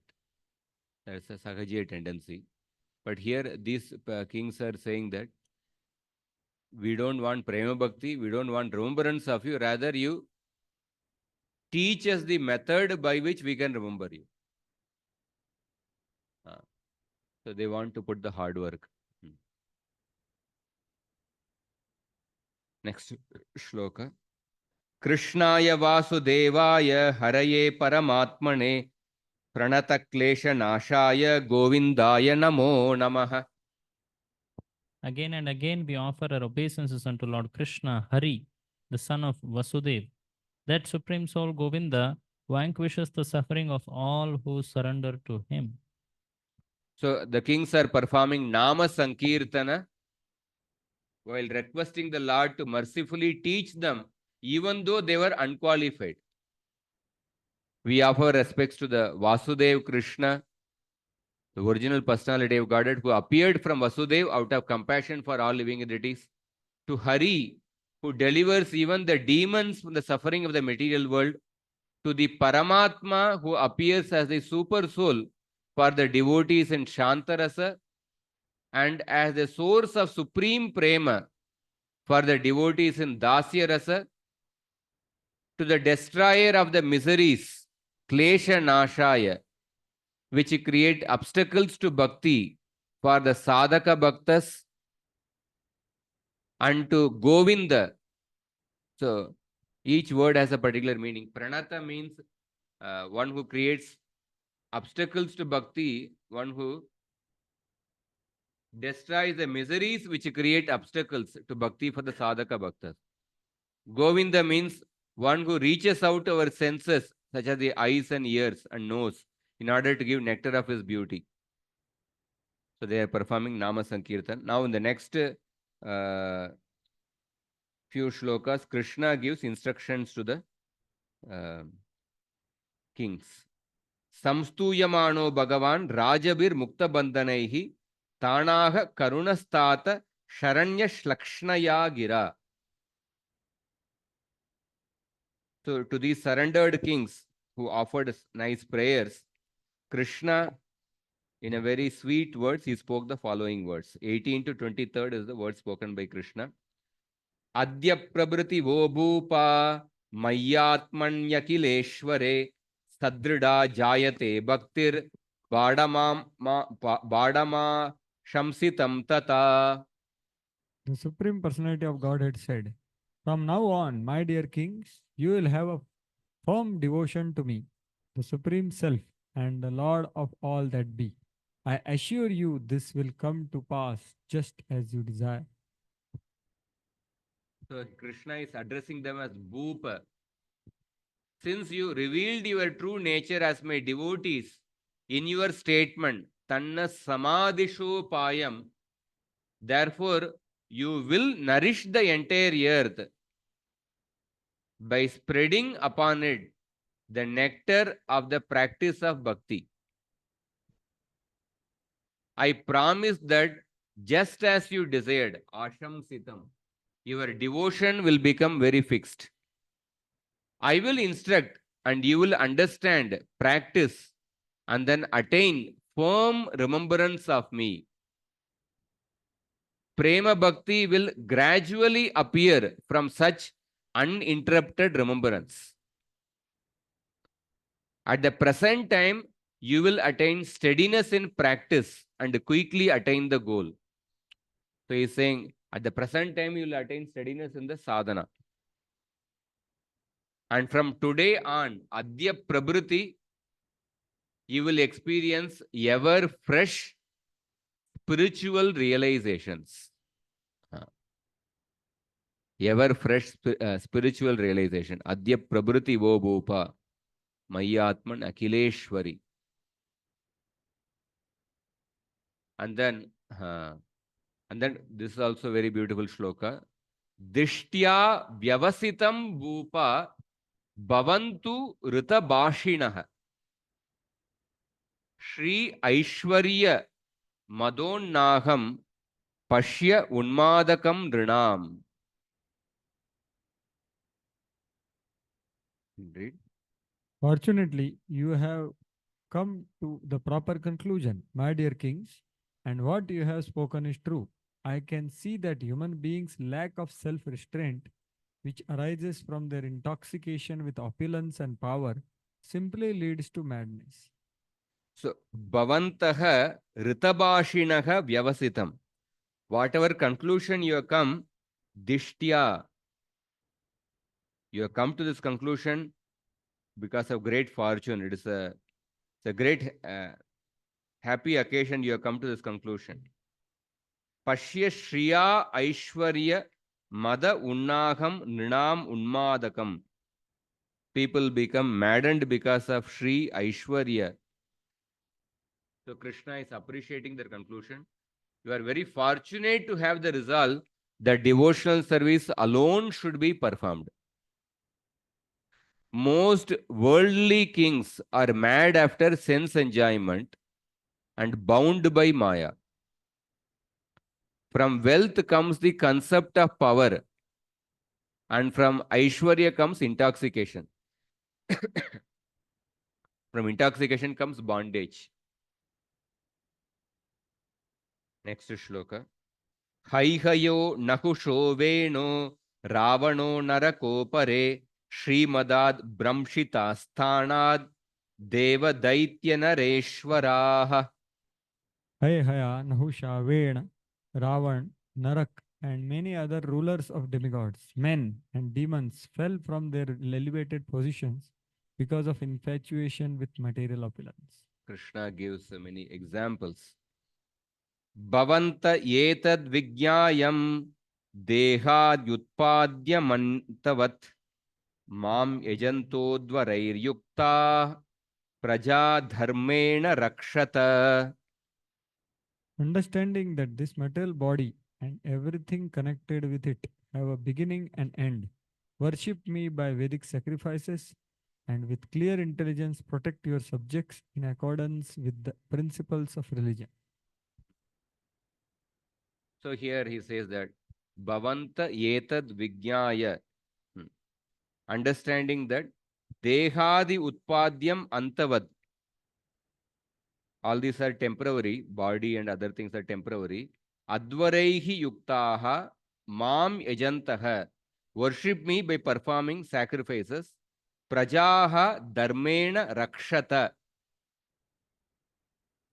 Protect the citizens according to Dharma. Hare Krishna. These prayers regarding that prayer where they are saying that we want to learn the method. So is it similar to that prayer which Navai Jano Jatu Kathanchanam Raje? That the desire to not give up the lotus feet, not like that. So we do not desire to again give up your lotus feet. Vihartum ichet narasagrahogani. So is it similar that they think that even that is not in my hand, like that desire? That shows that their lack of pride in their practice, like that. Something similar. So, I think my question is about previous prayer where they are saying we don't want any of this world. So actually I was just thinking that these kings can say also that now we'll go back to our kingdom and preach very nicely, we have a lot of influence, power, position. So we can continue with our position and preach Krishna consciousness. However, they seem to say that we don't want anything of this post and position. So when it comes to practice, many times we desire that we want some post to serve Krishna in a particular way. So is it appropriate to have that desire actually? Because here we see that they are not asking and Krishna is going to give. Like now only this verse only is saying. So is it appropriate to actually desire something of this world by which we can serve Krishna? Or just desire nothing? So what is appropriate disposition of a devotee? These kings are saying we don't want this kingdom position for our sake because we are proud in that position, therefore we fell away. Sometimes there are examples of devotees who are desired a particular position for serving Krishna. Chitraketu Maharaj desired to be king of the Vidyadhara planets. And for serving Krishna, Krishna fulfilled the desire. So, suppose if a person has a particular desire One can also express, if you so desire. This is my opinion, but if you think that it will be good for me, you may fulfill that. So we should put the trust in Krishna, that Krishna knows what is best for me.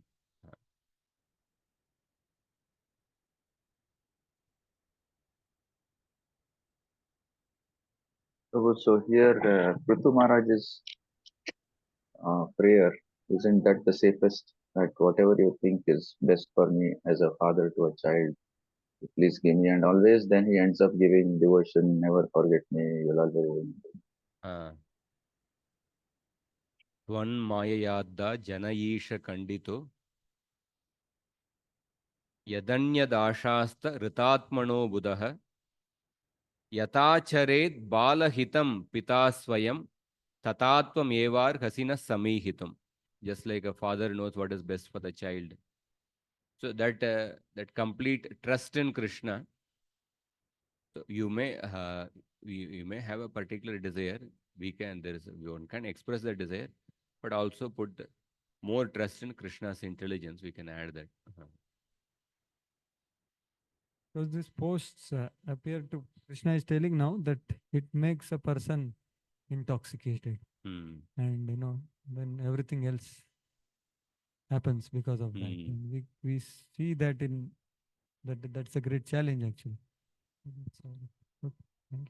Also, when the devotees may not desire the post, but when some opportunity to serve comes, suppose when the devotees don't occupy those posts, then unqualified people occupy the post, and then there is greater damage done to the society. So one can use that post for rendering better service to Krishna. We have to even if some position post comes, we should use it to service. We should use it to render better service. If that doesn't come, then also we find our means to go on with the services. So next shloka. Santanvanta prajatantun sukam dukkam bhavabhavau praptam cha sevanto machitta vicharishyata.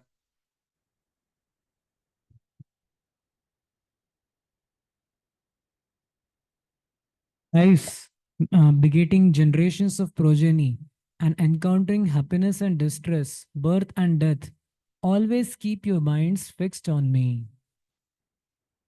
Santanvanta prajatantun.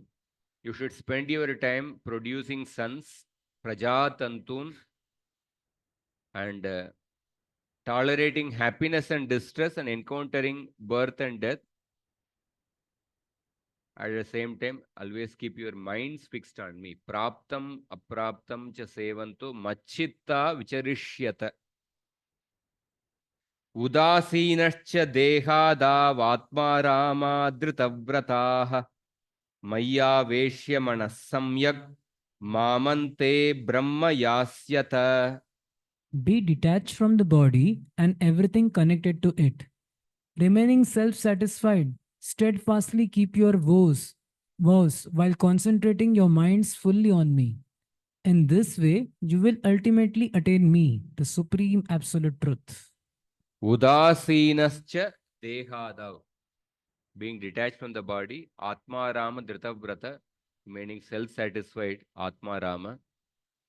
Dhritavrata, steadily keeping your vows, concentrate your minds, Manas Samyang Mamante Brahma Yasyata, you will attain me at the end. So in this way, having Krishna instructed the kings, and then Krishna, who is Bhuvaneshwara, the spiritual master of the entire world, engaged the Tesham Nyayunkta Purusham Striyo Majjana Karmani. So how Krishna is going to respect these kings, because they deserve the Raja Maryada. So Krishna engaged the male and female servants in bathing and grooming them.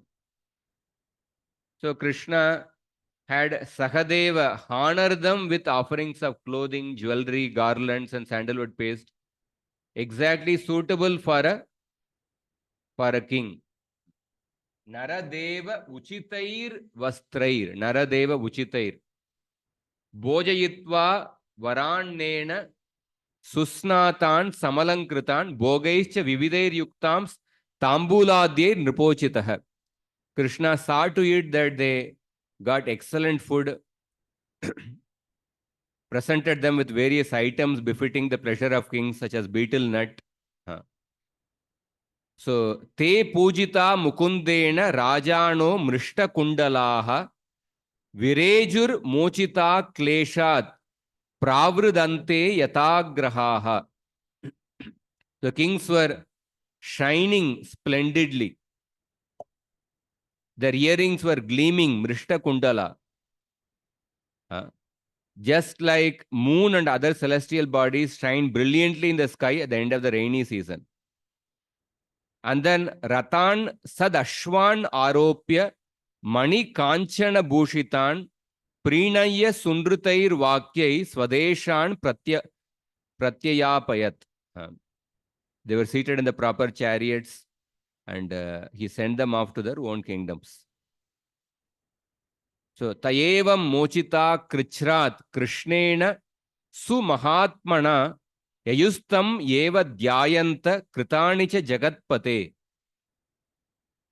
Sumahatmana, thus liberated from all difficulty by Krishna, the greatest of personalities.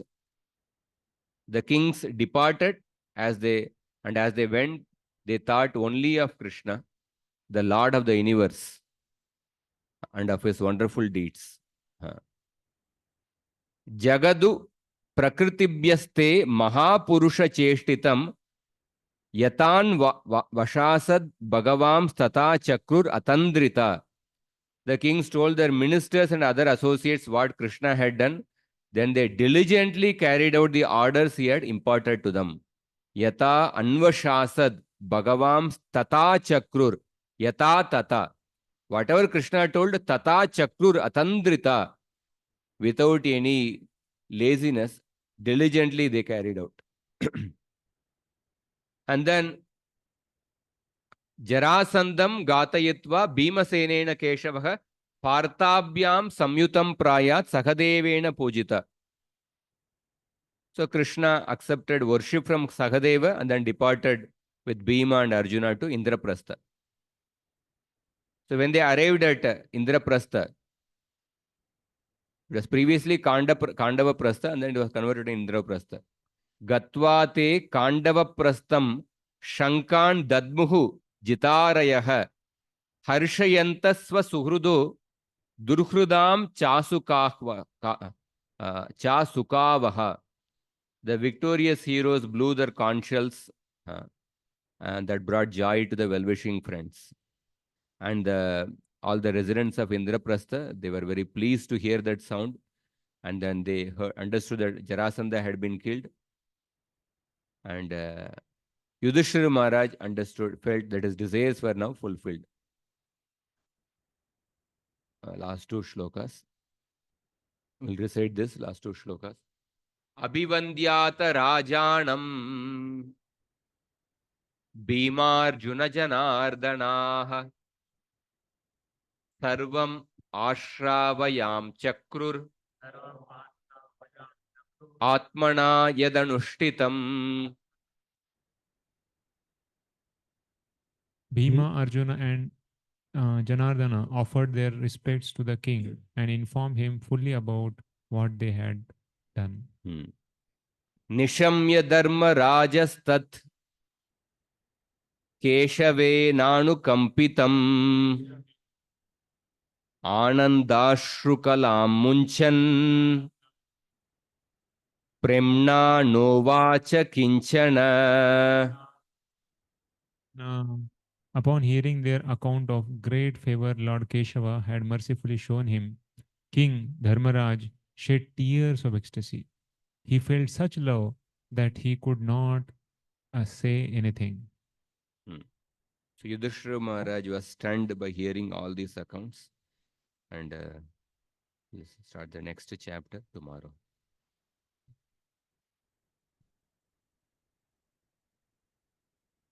Any other questions or comments? Anybody?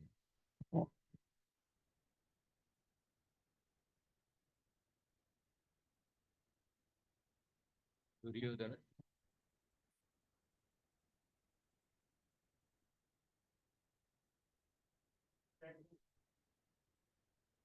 Duryodhana, why didn't they stop? They couldn't stop because Yudhishthir was.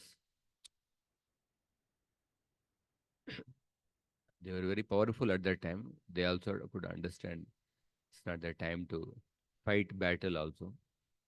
At that time, Dhritarashtra was the king.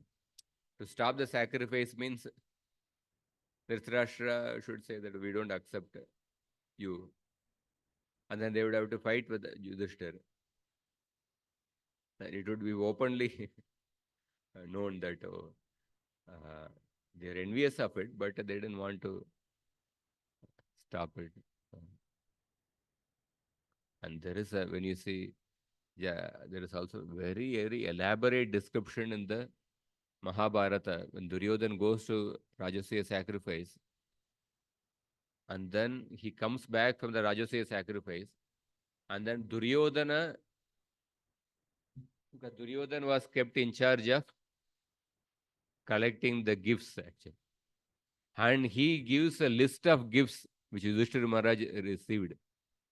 There are 2-3 chapters in which he is actually describing the gifts.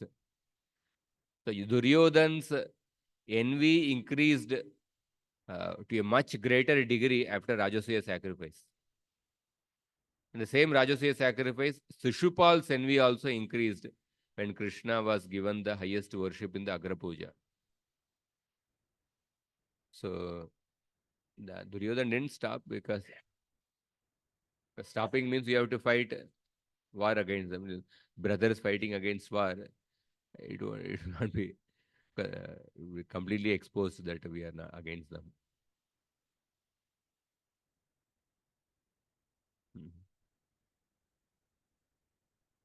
Hare Krishna. We'll stop. ग्रंथरा Shrimad Bhagavatam की जय, श्रील प्रभुपाद की जय, गौर भक्त वृंद की जय.